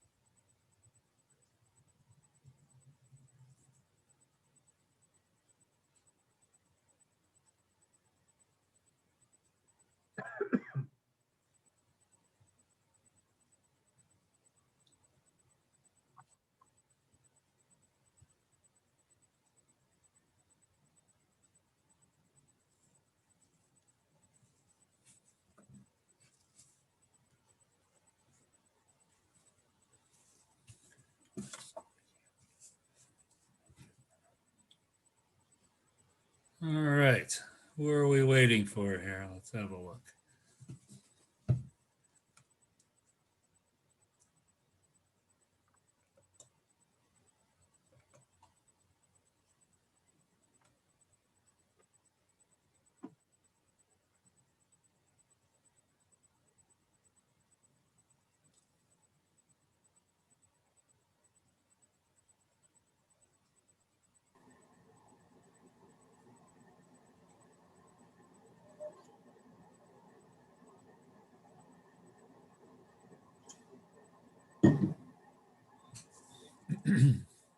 All right, let's see, are we missing anybody? I don't know, Rick, can you see the whole screen? Here. Oh, looks like we got everybody. Okay, swell. Okay, well, let's give it a roll here. All right, so the first application we need to talk about is 5A01, which is Island Avenue, the one held from last month. So is there anyone with any concerns about that one? We'll just try for a little bit of speed here. No concerns? I'm good. Okay, Mr. Primo. Move we approve application 5A 01-21 to allow a front yard setback of 31.5 feet for an enclosed entranceway based on the following findings of fact. 1, the requested setback and area variance for single-family use is a capital T type Roman numeral 2 action pursuant to 6 all caps NYCRR section sign 617.5 C number 16 and number 17, and no review is required pursuant to the State Environmental Quality Review Act. 2, the requested variance is the minimum variance necessary to address the benefits sought by the applicant. The existing house was constructed with a 39.5 foot front setback facing Cobb COBB Terrace, and that is a pre-existing condition. The current front steps are in a deteriorated condition, in part due to icing during winter months. The requested variance allows for an enclosed entranceway that would protect the steps and provide better entry. The additional 8-foot extension into the 39.5 foot setback is to allow for this entranceway. 3, no other alternative can alleviate the difficulty and produce the desired result. The current front setback is a pre-existing condition. To meet the current front setback requirement at 60 foot would require demolition of a substantial part of the house and is not a practical solution. 4, there will be no unacceptable change in the character of the neighborhood and no substantial detriment to your nearby properties is expected from approval of the variance. The proposed entranceway is consistent with other porches and entranceways on various houses along Cobb's Terrace and will be an improvement to the existing house. 5, the hardship was not self-created by the applicant. 6, the health, safety, and welfare of the community will not be adversely affected by approval of the variance. The following conditions will apply. 1, the variance is based on the application submitted, including various drawings and plans, and only authorizes a project described therein. 2, applicant shall obtain ARB approval. Okay, Can I just add number 3, all necessary building permits shall be obtained? 3, building permit shall be obtained. all right. Do we have a second for this, please? Judy. Oh, sorry, Judy, go ahead. You'll do the I got next one, Judy, I got Andrea. Judy for the second. The motion is Okay. to approve with conditions. Ms. Schmidt, Yes. Mr. Mikes, Yes, Ms. Dale, Yes, Ms. Tompkins Wright, Yes, Ms. Schwartz, Yes, and Mr. Primo. Yes, Motion to approve with conditions carries. okay. And the next is Allen's Creek. So that's the food trucks again. This is something that, this is the second time they've handled this, and we heard that there were no objections last time or any complaints that the building department received. It's a pretty isolated parcel as well, so, you know, it's really not anyone gonna wander in there from anywhere to go grab a hot dog, I don't think. Okay, so, any issues with this?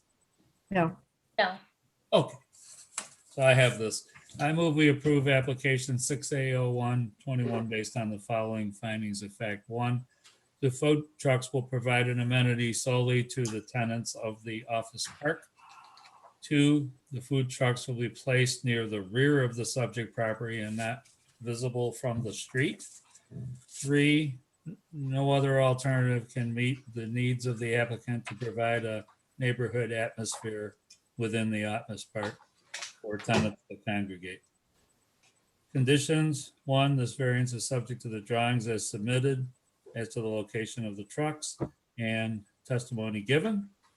2, the trucks can visit for no more than 3 hours on 3 separate occasions in the years 2021 and 2022. 3, the owner shall be responsible for all trash removal on site. And 4, all trucks shall be currently licensed and completed the 2021 safety inspection and be in full compliance with the Fire Code of New York State, Section 319. Is there any other permits they would need, Rick? No. Okay, can we get a second? second, Okay, very good. Motion is to approve with conditions. Ms. Schwartz, yes, Ms. Tompkins Wright, yes, Ms. Dale, yes, Ms. Schmidt, Yes. Mr. Primo, yes, and Mr. Mikes. Yes. Motion to approve with conditions carries. Okay, so the next application relates to the Monroe Avenue property. I think we can probably go around this one, but I'm just going to ask Ken, do you have any opening comments or any counsel to the board? Well, with this application, I think it is important to hear what the board members' vantage point is and views are relative to interpretation of the code, whether consistent with Mr. Boehner or not. But once we go around, I would like an opportunity to have time to draft a specific set of findings based on the testimony that was presented this evening and what I hear from you in the next few minutes, so that we have a good set of findings to back up whatever decision it is that the board ultimately makes. So although I am in no position to make any motions, of course, I would encourage someone after your discussion, have your discussions first to possibly consider making a motion. Okay. All right. No, that certainly makes sense. I think, there's two major things here to think about. One is, this is really asking us to do a pretty fine interpretation of the code as it relates to the semantics as well as the intent of it, and how each side here in this appeal addressing it in some different manner, as well as to relates to the latitude and the action by the building department. So if there's any questions, possibly Rick or Ken could try to address those for board members if they wish. So why don't we kind of go around and see what people are generally thinking. So Judy, what are you thinking? First of all, I have to say, Ramsey and John, I thank you very much for what you did. Ramsey, I think we go back almost as long. I started in '88, so we've been around together for a long time, and I appreciate all that you do. And this has to be hard. However, that being said, it's the wording in our code that bothers me about, and I'm looking at your report on the last, I don't know what page, whatever it says, the town code and comprehensive development regulations require satisfactory proof. To me, that's rather subjective, and I think it can be problematic. And thus provisions contemplate discretion in determining conformity rather than mathematical precision, which allows for engineering tolerances and so on and so forth. This has been, I don't think anybody can deny, a very controversial proposal. And because of that, I think that things have to be, if possible, tighter. I think that, where it says, hold on, satisfactory proof and determining conformity rather than mathematical precision, it can be a problem. To me, it is a problem already. What's to say what's going to happen with future buildings and so on. And, just a little bit more, I think it's taking us down a slippery slope. So I really do see where SMA is coming from with their concern. And so I am troubled by the decision. And as I say, Ramsey, I thank you. It really is not you. It's the wording in our code that allows this to be done, which I find problematic, especially in this proposal. So that's Judy, my could you 2 just cents. clarify what you mean by you're troubled by The wording that I read, where it says the town code and comprehensive development regulations require satisfactory proof that the building permit is in conformity with the site plan. Thus, the provisions contemplate discretion in determining conformity rather than mathematical precision, which allows for engineering tolerances and reasonable limits of variation in the square footage measurements and so on.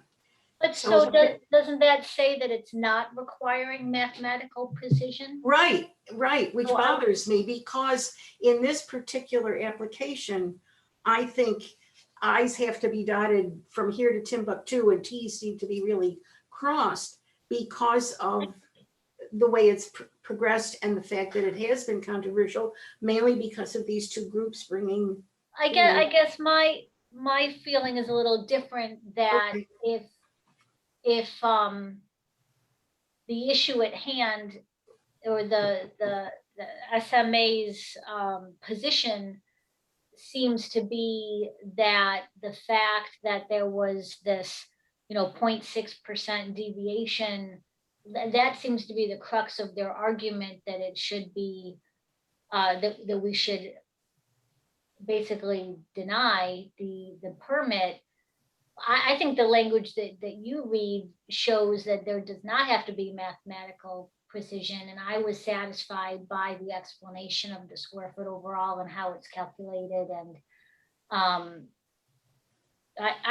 it's just funny because you're reading language that I was thinking helped me be comfortable with the fact that it's not necessarily meant to be exact. But it can be. it seems too, Well, right? can I interject something really quickly? Yeah, go. which Yes, that- yeah, let's try not to bounce around too much, but why don't you give all of your comments, Andrew? then? Well, there are about 7,000 ways to measure the square footage of a building. Correct. I don't know if I have ever seen a site plan match an as-built survey, of what square footage was approved by the site plan and then what actually got built. And that's not because what got built didn't match, the building permit didn't match, wasn't in conformity with the site plan, but because those measurements just don't always 100% line up. If we expected applicants to submit for a building permit square footages that matched exactly, we wouldn't be able to issue any building permits. It just would never come down to those exact square footages. I am persuaded by the fact that, look, we're adding up our square footage and relying on the total maximum square footage for the full project, not necessarily the individual square footages of building. I question whether or not the applicant would have objected if that building came in 100 square feet below what was in the site plan. Would they be able to make the same argument that it's not exact, mathematically exact? I would suggest that, I've seen, a parking spot get judged in one direction, a wall comes out. Those are normal changes that don't affect whether it's conforming to the site plan. So I think we rely on the fact that this is a total square footage for the full project, and that, a mathematical change of 130 square feet in light of the total project, so long as the whole project doesn't exceed the maximum square footage, seems in conformity with the site plan as approved to me. Okay. All right, Kathleen, what do you think? Yeah, I have to say I had concerns because I couldn't follow the numbers anywhere, but after Ramsey's testimony that he provided, I did come away with a comfort level that it was in conformity to the site plan as approved. And I read it the way Andrea read it, and it sounds like the attorney for the board read it, which is that it has to be within that 83,750 square feet. And they assured me today that it was well within that. I think that's the language I wrote down, well within. Okay. So I'm okay. All right. How about Ed? Yeah, I agree fully with Andrea's comments. In both, from my experience, the fact that you would have a 22,000 plus square foot building, and when you do the final engineering drawings, I have a little change of 130 square feet. Is like, that's nothing. I mean, that's not something that would normally anyone would be even talking about. The overall density of the project is staying the same. The building is being placed where it shows on the site plan. It's meeting all the setback and other requirements. And 130 square feet is really nothing. It's trivial. The legal word would be de minimis, and I think it is clearly in conformity with the site plan. I mean, I think the other thing that gives me reason is you can't possibly identify an impact or a problem or something that wasn't already considered in the seeker and the review process just by this minor little change. It doesn't change anything. And I think Ramsey's testimony, particularly about well, no, this building is exactly where he showed it would be on the site plan, shows that it's in conformity. Okay, thank you. Okay, I kind of agree. I think from being in this business every day, I think this reasonable tolerance on a building this size is there. And, the burden is on the building department, as pointed out here, that, if this one is 130 square feet difference based on the features and whatnot that are reasonable, the burden's on the building department to keep the project and the remaining buildings where they need to be at the 83 and change or whatever the total is. So, we have to rely on them to, as Ramsey said, keep the calculator and add it up, because the last building, if it has to be altered, then it does, based on these decisions. And that has happened many times in plazas where there's multiple buildings like this. So, I'm pretty confident that, the analysis is reasonable, and, I think, we need to articulate it as it relates to the code and this language so that, we have a fair presentation here on this issue. So, Andrea, what's your feeling here? It's your application. Yeah, I want some time to reflect on the language use, and would certainly appreciate Ken's help in making sure that we're drafting something that accurately reflects terms. But I would move to deny the appeal of the building permit. I think that the project as planned is in conformity with the development codes, the development regulations. Okay, well, would you want time by tabling this application to do that, or how would you propose to do it? Yeah, I would keep the public hearing closed. I don't think there's any more information that we need. I think it's just a matter of taking the time to ensure that we've covered our bases in drafting, and having the rest of the board review and sign on to the approval. Okay. The only other thing I would say, and this is something for Andrea, maybe you to consider, is to the extent the second and third grounds, they weren't really properly before us. I mean, they in essence admitted they were requesting a rehearing, even though one, they're not entitled to it, and two, there was no motion any of us made and no vote by all of us to rehear the matter. So, I mean, that's another basis. I do agree with the idea that it's res judicata, it's been adjudicated, but it's also, those two matters weren't properly before us. It would be my intention, Ed, to make sure that that was addressed in the findings so Right. that your determination would be comprehensive as to all of the grounds raised. And I'll work with Andrea on coming up with something that she's comfortable with, and we can present to the board, and have you all review it at your next meeting, if that's the pleasure of the board. The only other thing I wanted to add to this discussion, there's been some talk about, keeping the entire project within the total limit. The incentive zoning approval was 83,700 square feet.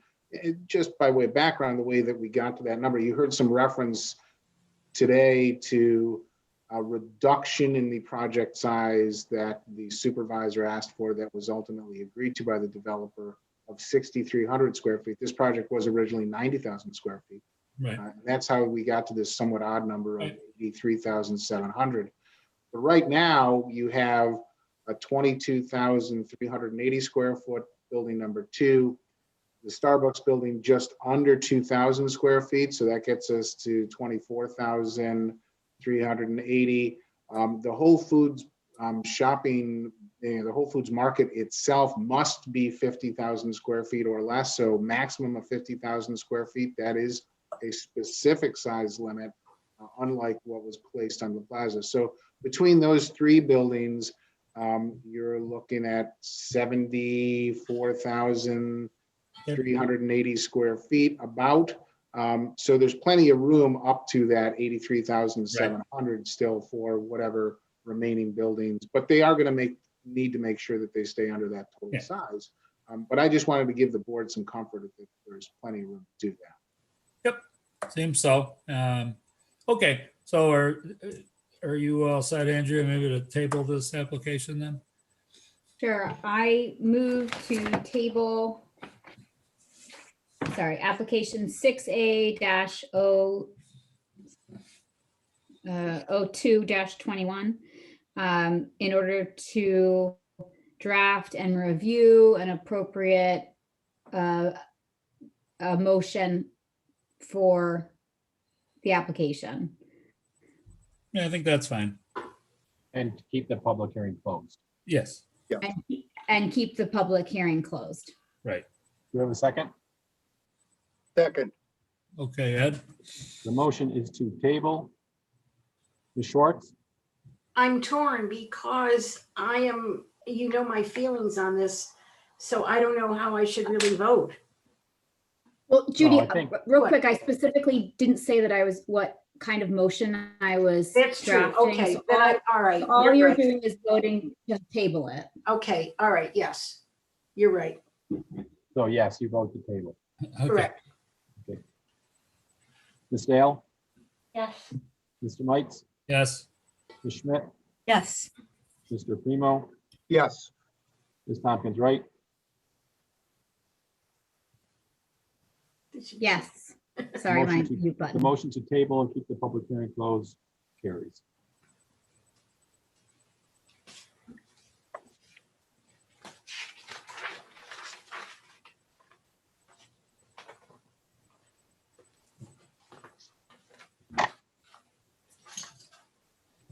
all right, so the next application is Penhurst Road.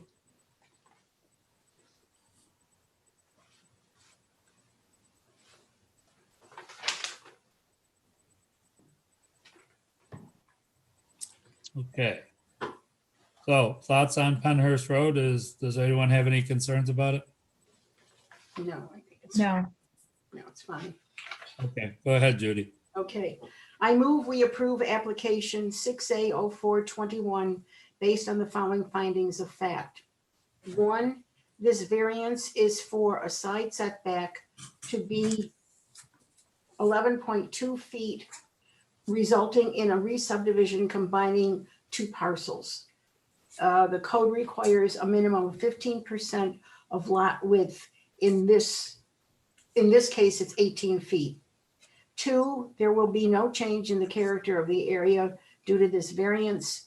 Three, there is no other solution to grant relief from this pre-existing non-conforming house. And then I have conditions unless there are other. Judy, I don't want to say that because the house is not pre-existing non-conforming in its current It's the- configuration. Okay, so then strike number What three. makes it, takes it out of conformance is the fact that we're doing the subdivision. The subdivision is causing it to be. Yes. Okay, So either, let's go back to that last Number three. finding. Okay, the resulting, the subdivision is causing, or is it a re-subdivision? Subdivision? Yeah, it's a re-subdivision. Re-subdivision is causing this to, is causing the need for this variance, Which will have no impact on the character of the neighborhood. which will, okay, I hope that Stenographer forgot that. And then I have number one condition. Can Yeah, I go just ahead. say that, can I just say that I don't think we need any conditions on this? We don't. Oh, fine, okay. So the motion is just to approve. No second? Yeah, I'll second it. The motion is to approve. Ms. Schmidt, Yes. Mr. Mites, Yes, Ms. Tompkins, right? Yes. Mr. Primo, Yes, Primo, sorry. yes? Ed, was that a yes? Yeah, yeah. Thank you. Ms. Dale Yes. and Ms. Schwartz. Yes, Motion to approve carries. okay, the next one is over on Northern Drive, so we have two pieces to that. You know, the first one is talking about the coverage there, and then the second one is talking about the lot and the 42-foot flag lot driveway there, so. Any problems anybody has with either of these? No. It's a contiguous use that's been there a long time, so, oh gosh, I can't tell you how many years. yeah, right. Big, yeah. I think the one point about, possibly conditioning the Harding lot, the new created lot 2, not to be paved. is a good condition to consider. Keep it in stone. If they are to pave it, then they, might have to come back to us or something. No, they freely admitted that, yeah. Right, so I think maybe consider that as a condition. Where As do we go you through feel this. that, Rick, where do you feel that fits in 5 or 6? Well, I think you could do it, I think you could make the same condition for both applications and just refer to lot 1 and lot 2 in both applications. If there's any conditions you have for lot 1 in both of the, both of the applications, if you just kind of make the same findings and the same conditions for each, for 6805 and for 6806. Just reference which lot we're talking about. If I could, Rick, lot 2, if I'm understanding this right, lot 2 that you want to keep in stone is owned by Harding. Lot will be, right. Lot 1 is owned by American LLC. They won't have any legal authority or control over what happens with respect to paving on this lot 2. Correct, but because it's a subdivision that incorporates both properties, I don't know, and Ken, correct me if I'm wrong, I think just conditioning them both with the same conditions. I don't see that harm in doing that. I just, all right. If I'm the owner of lot 1, I'm sort of shrugging No, my I shoulders. hear what you're saying. Yeah. So we could just, Okay, but the Harding one, which is 6805. Yeah, Can and I I mean, ask if Harding decides to violate that condition and paves the lot, can we go back to American and say, hey, this is, a problem for you? I don't think so. Well, Right. actually, the reverse can happen too, because there's a lot of gravel on lot 1, and if they were to pave all that area, you would create a lot more drainage issues back there too, as Mr. LaRue stated. So do you want to, what you're saying, Dennis, is you want to have the condition be that all of the gravel areas on lots 1 and 2 remain as gravel areas? Yeah, and I don't know how Rick could really. That sounds good. That sounds I think good. that's And then you better. can put that I on think both. that's better. both Yep. And Hold then on. One at a time here, please, gents. Can't really hear either of you. Okay, go ahead, Rick. What do you got? And then I say you can put that same condition on both applications. Yes, yeah. Yeah, I mean, it puts a little policing on you, but I think, if somebody does a 10-foot section and paves it, we're not going to be worried because that's really not going to do anything anyway. But if they materially paved all that gravel area or they installed it on lot 2, it's going to, we all know the conditions in West Brighton. So I think it's, reasonable to be concerned about it a little bit. Yep, and I was Can I just ask a agreeing quick with Rick. Hold on. Go ahead. Is that Kathleen? Can't see who's asking. No, That was Andrea. Yeah, All right. just a quick question. If they weren't applying for the subdivision, they would have full rights to pave all of the gravel area, right? No, we'd have to see how much coverage, what's that going to do, the stormwater. Right. Be a site plan modification. I thought gravel was already considered impervious coverage, so changing something from one It is. impervious coverage to another. Yeah, it is considered impervious coverage, but there's never been a site plan for, lot 1 has had probably a site plan review on it, but the new created lot 2 does not have a site plan. So if they were going into and modifying that gravel and saying, hey, we're gonna go pave it now, we would probably bring them in under some type of site plan modification or site plan approval in order to do that. At which time we would want to look at drainage and everything. You can make somewhat of an argument that the water is going to percolate through the gravel. Certainly not going to percolate through the. Correct. Okay.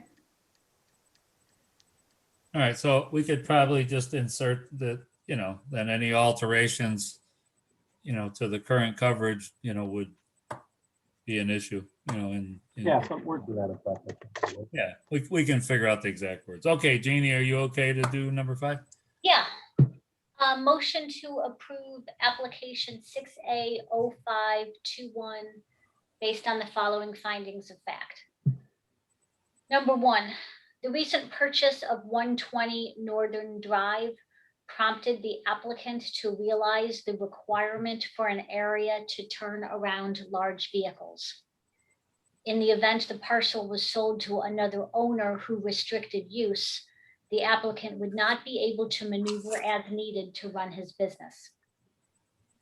To avoid this potential difficulty, the applicant's intent is to purchase a parcel adjoining his existing property, which would re-subdivide a portion of 120 Northern Drive. Number 2, the variance request is to, 1, allow the maximum impervious coverage to be 68% versus the 65% as required, and 2, allow gravel to be up to the lot line rather than within 10 feet of the lot line. Number 3, granting of the variance request will not result in a substantial change in the character of the neighborhood or be a detriment to surrounding properties, as the gravel on site is currently in place, so there is no change to the character of the neighborhood. Also, the majority of the surrounding area is industrial, zoned for industrial and commercial use. The parcel is located at the end of a paved portion of Northern Drive and will not draw attention or create an eyesore to the neighborhood. There are no additional businesses adjoining the gravel area beyond the property that the applicant already owns. Number 4, the difficulty necessitating the variance request cannot be solved in another manner not requiring a variance, as the gravel is needed as a foundation to maneuver large tractor trailers, and the removal of the existing gravel would create difficulties turning around on site. If the gravel along the property line were removed, the western half of the lot would become inaccessible. Number 5, the variance request is not substantial, as it is a 3% variance to the code's requirements, and the variance request is the minimum necessary to have room to maneuver. Conditions. The existing gravel areas on lots 1 and 2 shall be maintained, and the site shall not be paved. I didn't know if we needed any other conditions. No, I don't think so. Do you want to reword the, just the existing gravel areas on lots 1 and 2 shall be maintained? I don't know if we need to say. You want to say maybe the current surface conditions? How about this? Existing gravel areas on lots 1 and 2 shall be maintained and will require further town review if. And further town review would be required for any changes? Or I just want to get to the paved action, and further town review will be required with any modification. I'm not sure. Did you And just say further that? town. Okay, so existing gravel areas on lots 1 and 2 shall be maintained, and further town review would be required before any paving. That, Yeah, that's good. Okay, I think the intention is there. okay, Ken, I'm going to ask your opinion on this. We probably should do a seeker statement in regards to this application. Yep. Shall I just speak for Jeannie here? Yes. Yes. thank you. Okay, if the stenographer could put this at the beginning of the motion made by Jeannie. The board, having considered the information presented by the applicant and having completed the required review pursuant to seeker, the board determines that the proposed project will not likely have a significant environmental impact and has made the following decision. Do I have a second on this application, please? Judy, The motion is to approve with conditions. Mr. Primo, Yes. Ms. Tompkins Wright, Yes. Mr. Mites, Yes. Ms. Schmidt, Yes. Ms. Schwartz, yes. and Ms. Dale. Yes, Motion to approve with conditions carried. Okay, are you going to need the seeker on the next one also? Yes. Okay, go ahead. You want to talk about it first? Or have we I talked think about we it? agreed before we were okay with both of these. Okay. Who's got this application? I do. Okay. So the board, having considered the information presented by the applicant and having completed the required review pursuant to seeker, the board determines that the proposed project will not likely have a significant environmental impact and has made the following decision in regards to application 6A0621. Okay. Then I move we approve application 60621 based on the following findings of fact. One, the current use and configuration, of the lot contains buildings, gravel, and blacktop surfaces for parking. Two, no other alternative can achieve the desired result since removal of any of these surfaces would eliminate access to parts of the existing buildings. Three, the property is adjacent to similar uses and no negative effect on the neighborhood or adjacent properties would likely result from the completion of the 100 or the continuation of the 100% impervious coverage. Four, the 42-foot lot width creates a compliant adjacent lot and continues access to the subject property. Five, the subdivision of the lot will create a compliant adjacent lot without any negative effect on the character of the neighborhood. And six, the separation of the two parcels will allow for potential future development of the newly subdivided lot 2.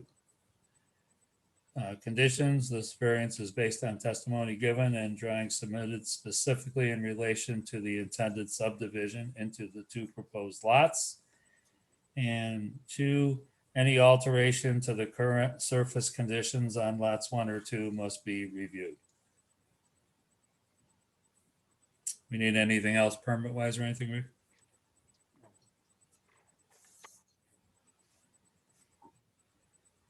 Rick? Do I have a second? Yeah, you don't think we need anything? There's No, no. I don't think, no, I'm sorry. No, we don't need anything. else. Okay. Judy, Second, you have a please. Second. Judy, The motion is to approve with conditions.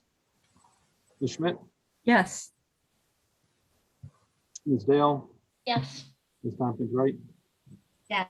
Mr. Primo, Yes. Ms. Schwartz, yes. and Mr. Mites. Yes. Motion to approve with conditions carried. Okay, the next one is the other food trucks over on Sawgrass at the large surgical center there.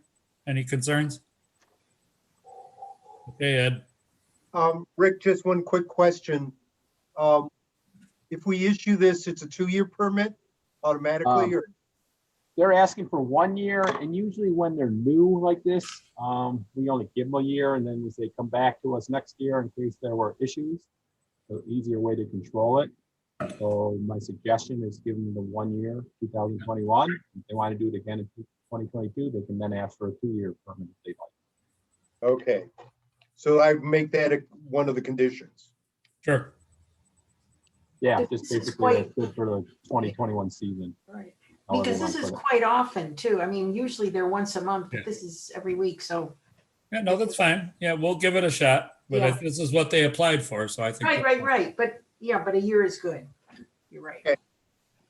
I move that we approve application 6A-07-21 for a temporary and revocable use permit for 180 Sawgrass Drive to allow a single food truck once per week during the months of June, July, and August, based on the following findings of fact. 1, the requested temporary and revocable use permit is a type 2, that's Roman numeral 2 action pursuant to number 6, then all caps NYCRR section sign 617.5 C21, and no review is required pursuant to the State Environmental Quality Review Act.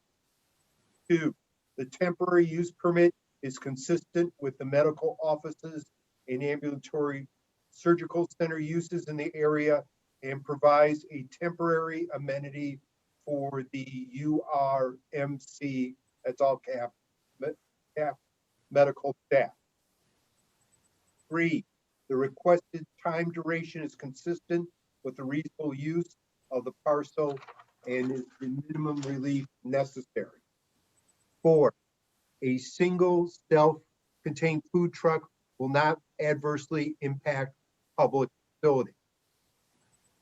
5, the food truck once a week for 3 to 4 hours during the months of June, July, and August will not produce a change in the character of the neighborhood or a detriment to the public.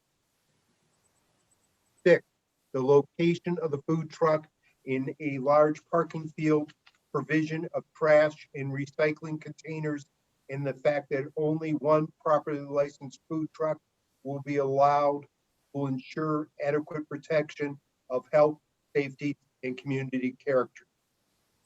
7, that the food truck will provide a welcomed amenity for the URMC healthcare staff. The temporary and revocable use permit is conditioned on the following. 1, this temporary and revocable use permit is based on the drawings, documents, and testimony provided. 2, the applicant will provide adequate trash and recycling containers for use by customers of the food truck and be responsible for trash removal. 3, the food truck will operate 3 to 4 hours, will only operate 3 to 4 hours at a time. 4, the food truck on the site must be currently licensed and successfully completed the 2021 fire safety inspection by the City of Rochester Fire Department, which establishes full compliance with the 2020 Fire Code of the State of New York, Section 319, and the National Fire Protection Association, Chapter 96, open paren 2017 edition, close paren, Appendix B dash mobile food preparation vehicle safety. And number 5, that this temporary use and revocable use permit is only good for 2021.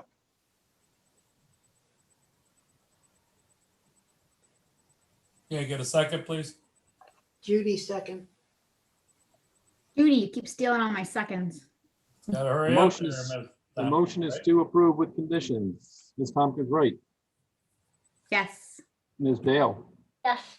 Mr. Mites, Yes. Ms. Schmidt, Yes. Ms. Schwartz, Yes. Mr. Primo.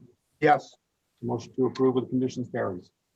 Okay, the next one is Fairhaven for the fence extension on the Blossom Road side. Any issues with this? No. No. Okay, Kathleen. I move to approve application 6A-08-2 based on the following findings of fact. 1, the homeowners wish to install a 6-foot privacy fence in what they consider to be their backyard. They have a young daughter and believe that a fenced yard will provide extra safety and also serve as a sound barrier to road traffic. 2, the property in question is a corner lot with the front door to the home facing Fairhaven Road. As it is a corner lot, the property line that runs along Blossom Road also is designated as the front yard. The homeowners and most observers, however, would consider the property line on Blossom Road to be a side yard as it faces the side of the main entrance to the home. 3, the homeowners explored placing the fence directly behind the garage, but decided against it as there is an existing garden that would be destroyed if the fence went through it. 4, the proposed fence would leave a minimum of 22.5 feet of a buffer between the fence and the property line. 5, Blossom Road is a busier street with significant automobile and foot traffic. 6, the proposed placement of the fence will be hidden in large part behind a substantial existing hedge and a row of mature trees. 7, The granting of this variance would not appear to result in any substantial detriment to nearby properties or otherwise adversely affect the character of the neighborhood, as at least one nearby home has a similar sized and style of fence also facing Blossom Road. 8. Moreover, there is no evidence that there would be a negative impact to the health, safety, and welfare of the neighborhood. Conditions. 1, the variance applies only to the fence as described in the application and testimony provided and will not apply to future projects. Okay, second, And can we put number 2, all necessary building permits shall be obtained? you gotta speak up, Rick. Can we put all necessary building permits shall be obtained as number 2? Okay. We have a Love it. second? Second. Okay, Andrew, Motion is to approve with conditions. Mr. Primo, Yes. Ms. Schwartz, Yes. Ms. Dale, Yes. Mr. Mites, yes. Ms. Tompkins, right?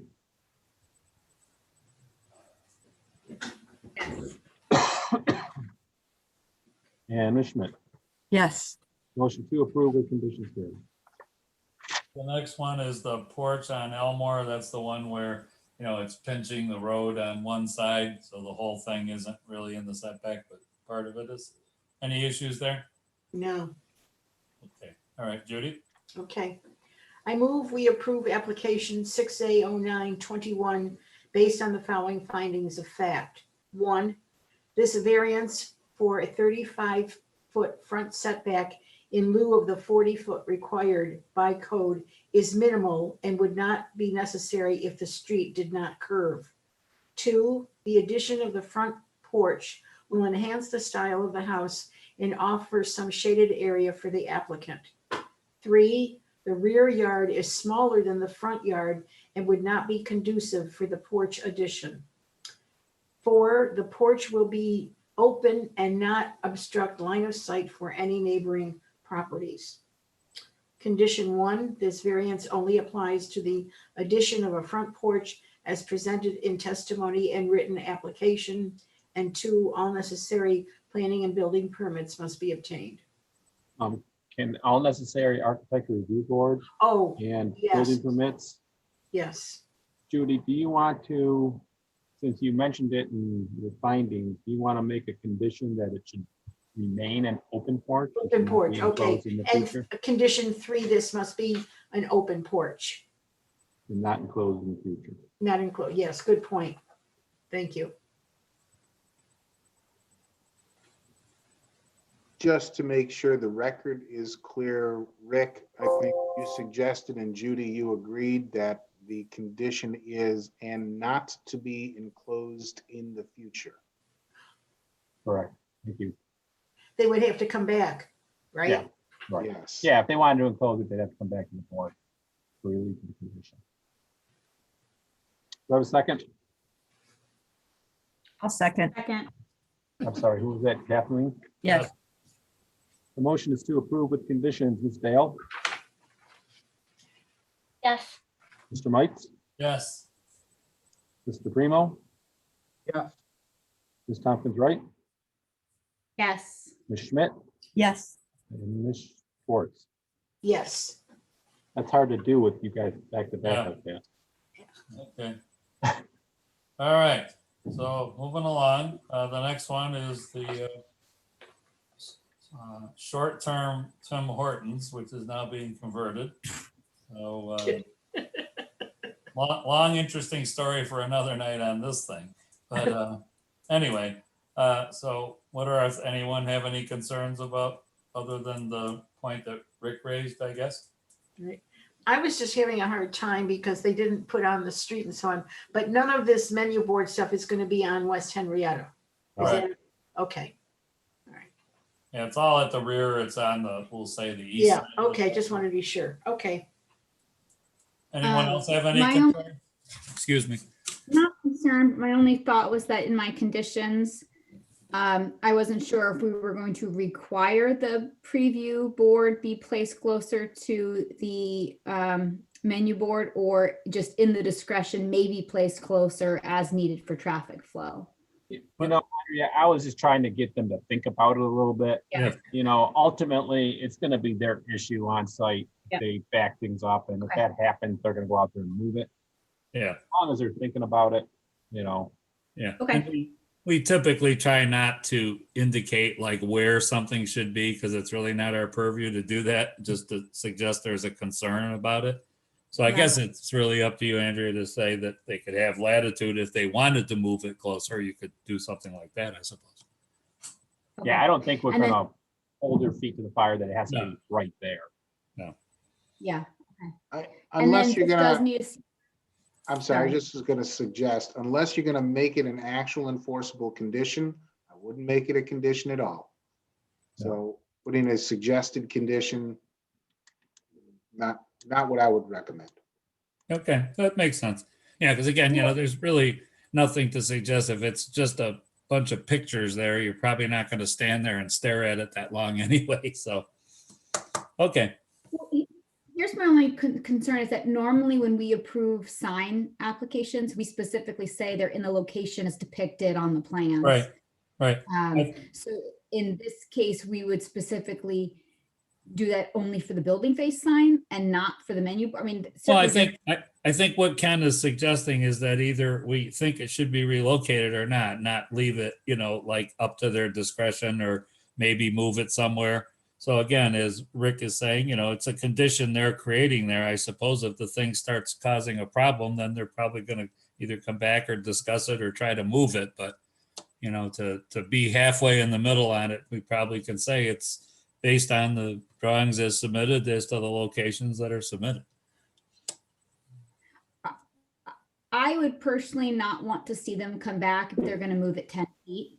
That just seems like a waste of our time. So I would suggest that we write it that it's based on the locations depicted, although that one sign can be moved closer, that the location of that sign isn't set in stone, and that gives them the latitude to move it along that line without coming back to us. Yeah, I think you're right, Andre, and I think if I can craft something that makes sense. Yeah. Well, if there's some tolerance or something, but again, we just don't want to be placing the location. That's all. It's just really not our purview to do that. We're not traffic engineers here, so. Andrea, if I might suggest, the language that seems to me to be appropriate would be to say that the preview board shall be located approximately in the position as shown on the plans. Right? I mean, we don't want there to be a substantial change, but a small change, like you said, 5-10 feet one way or another. Yeah, it's half a car length, so.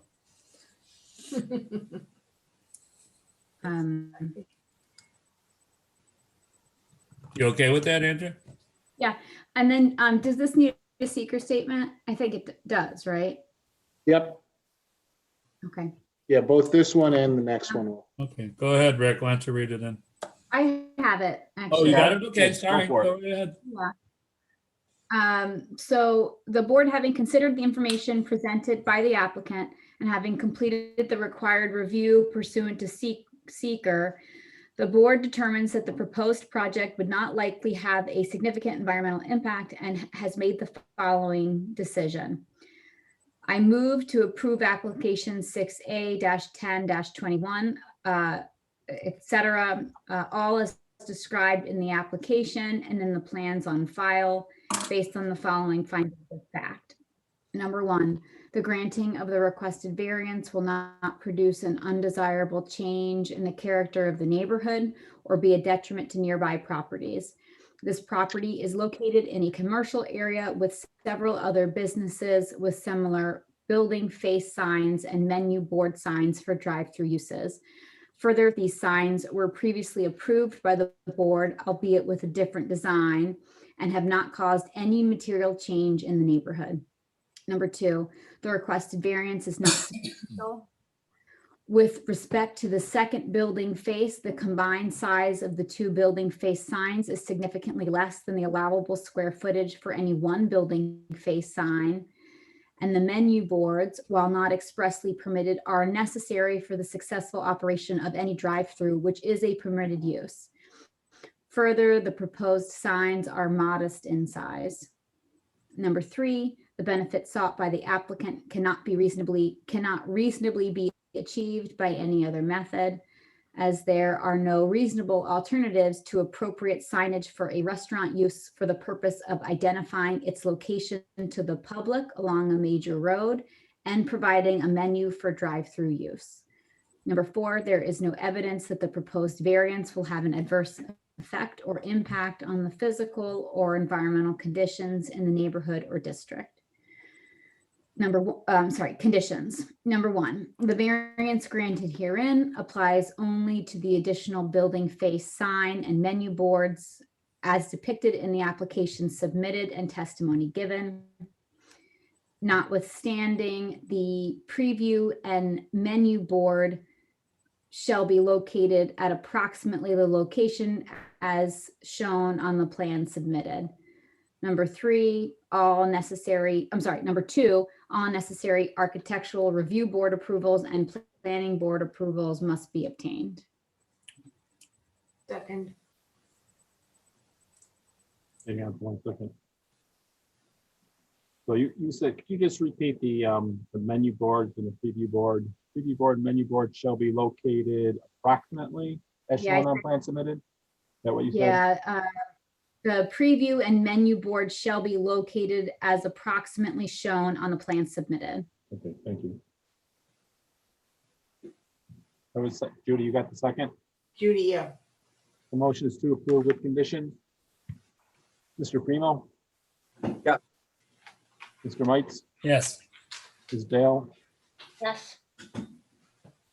Ms. Yes. Ms. Schwartz? Yes. And Ms. Thompson's right. Yes. Motion to approve with conditions carried. Okay, so the last one is the new Thai restaurant there in the old Brighton Hots and Aja Noodle. Okay, so does anyone have concerns about the logos? I presume the 2 signs are reasonable, but does anyone have concern about these logos disattached and at the corner of the building? No, what I just have to say, it's very interesting that the 2 restaurants he's brought up there, both were very special and needed these very, very different and very important, logos to make the business successful. I just find it kind of comical. I don't know. They don't even really look like logos. They look like building accents. Yeah, right. They do, I mean, they do, like- they do, yeah, It looks like a nice little building feature. So I don't. yeah, but it's That's funny. an element. Yeah, I thought the Development, argument, the way the argument was made was a little bizarre because really they're just a feature. I Right, don't know how anyone would know that it would be their logo anyway. So right. make any sense. Yeah. Okay.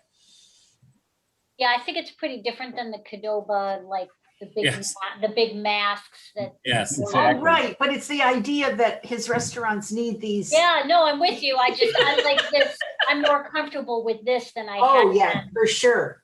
for Yeah. sure. See, Okay. Brighton Hots didn't have any of that fancy stuff. Shucks. And What look what happened? happened. Right, are you guys, if you guys are okay, I'll go ahead. Go Okay. ahead. Yeah, I think we're good. Rick, I don't have the secret thing handy. I apologize. Okay, I will read that. Thank you. I gotta staple it to my wall or something. Yes, please study that for next month. And if you need another copy, let me know. I'll send it over to you.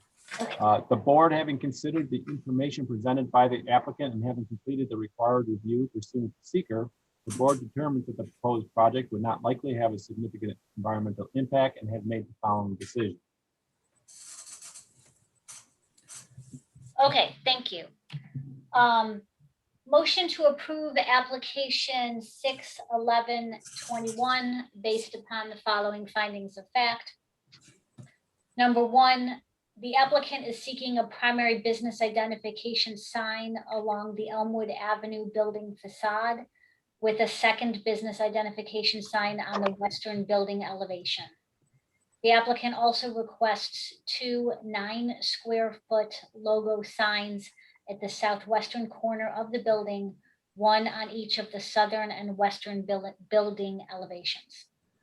Number 2, the existence of a second business identification sign on a second facade of the building would be double what is allowed by code, but would not be substantial as the proposed signs would replace existing signs at the same locations. The former Aja Noodle restaurant at this site was granted sign variances to allow identification at the same locations as requested by this applicant. It is not uncommon for businesses in Brighton at corner lots with entrances to different streets to have 2 business identification signs to assist in wayfinding. Number 3, the applicant's request includes allowing the pictorial image to be larger than code. The image on the southern elevation would be approximately half a square foot over the 8.5 square foot allowed by code, and 3 square feet over the 6 square foot allowed on the western elevation. The location of the images on the adjacent corners requires the images to be a uniform size in order to be aesthetically pleasing. Number 4, the applicant believes the variance to be the minimum relief necessary for reasonable use of the property, as they are required to allow vehicular traffic to identify the entrances from both Elmwood Avenue and from within the parking areas and drive lanes shared between adjacent properties. Number 5, the increase to the allowable size of the pictorial images as part of the signage package is to meet the applicant's desire to increase the awareness of the franchise location while reducing uncertainty in locating the site, and has been deemed a necessary element to be included with the new tenant for the proposed use. The image proposed is the smallest deemed necessary by the operator to achieve the desired result to make identification of the restaurant easier for motorists traveling through the area and increase awareness for potential customers. Number 6, approval of the variance request will not result in a substantial change in character to the neighborhood or detrimentally affect surrounding properties. The former businesses at this location also had 2 primary business identification signs in the same location as being requested. The proposal is not inconsistent with other business signage in the immediate area. Number 7, the difficulty leading to apply for the variance request cannot be solved in another manner due to the nature of the positioning of the building in relationship to Elmwood Avenue and the existence of 2 primary entrances into the restaurant. The existence of shared parking and drive lanes between the adjacent parcels may cause difficulty with motorists locating the restaurant entrances, which will be alleviated by the additional signage.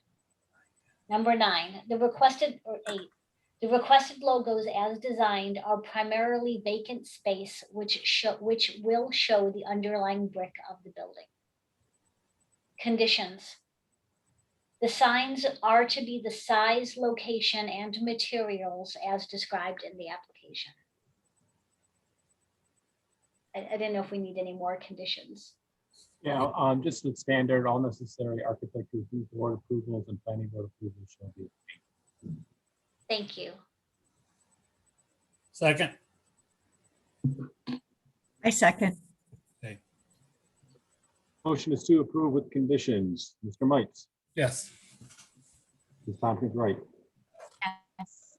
Ms. Schwartz, Yes. Mr. Primo.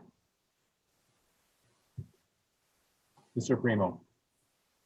Oh, I'm sorry, Recusing myself. He's got to abstain from that. I'm sorry. Right. Ms. Schmidt Yes. and Ms. Dale. Yes. Motion to approve with conditions here. Okay, very good. So we'll work on number 3, and then come back and revisit it next month. Thank you very much. Thank you, everybody. Thank you. Bye. Jeff. Thanks, Jeff. Thank You're you. welcome. Have a good night. You Yeah. too.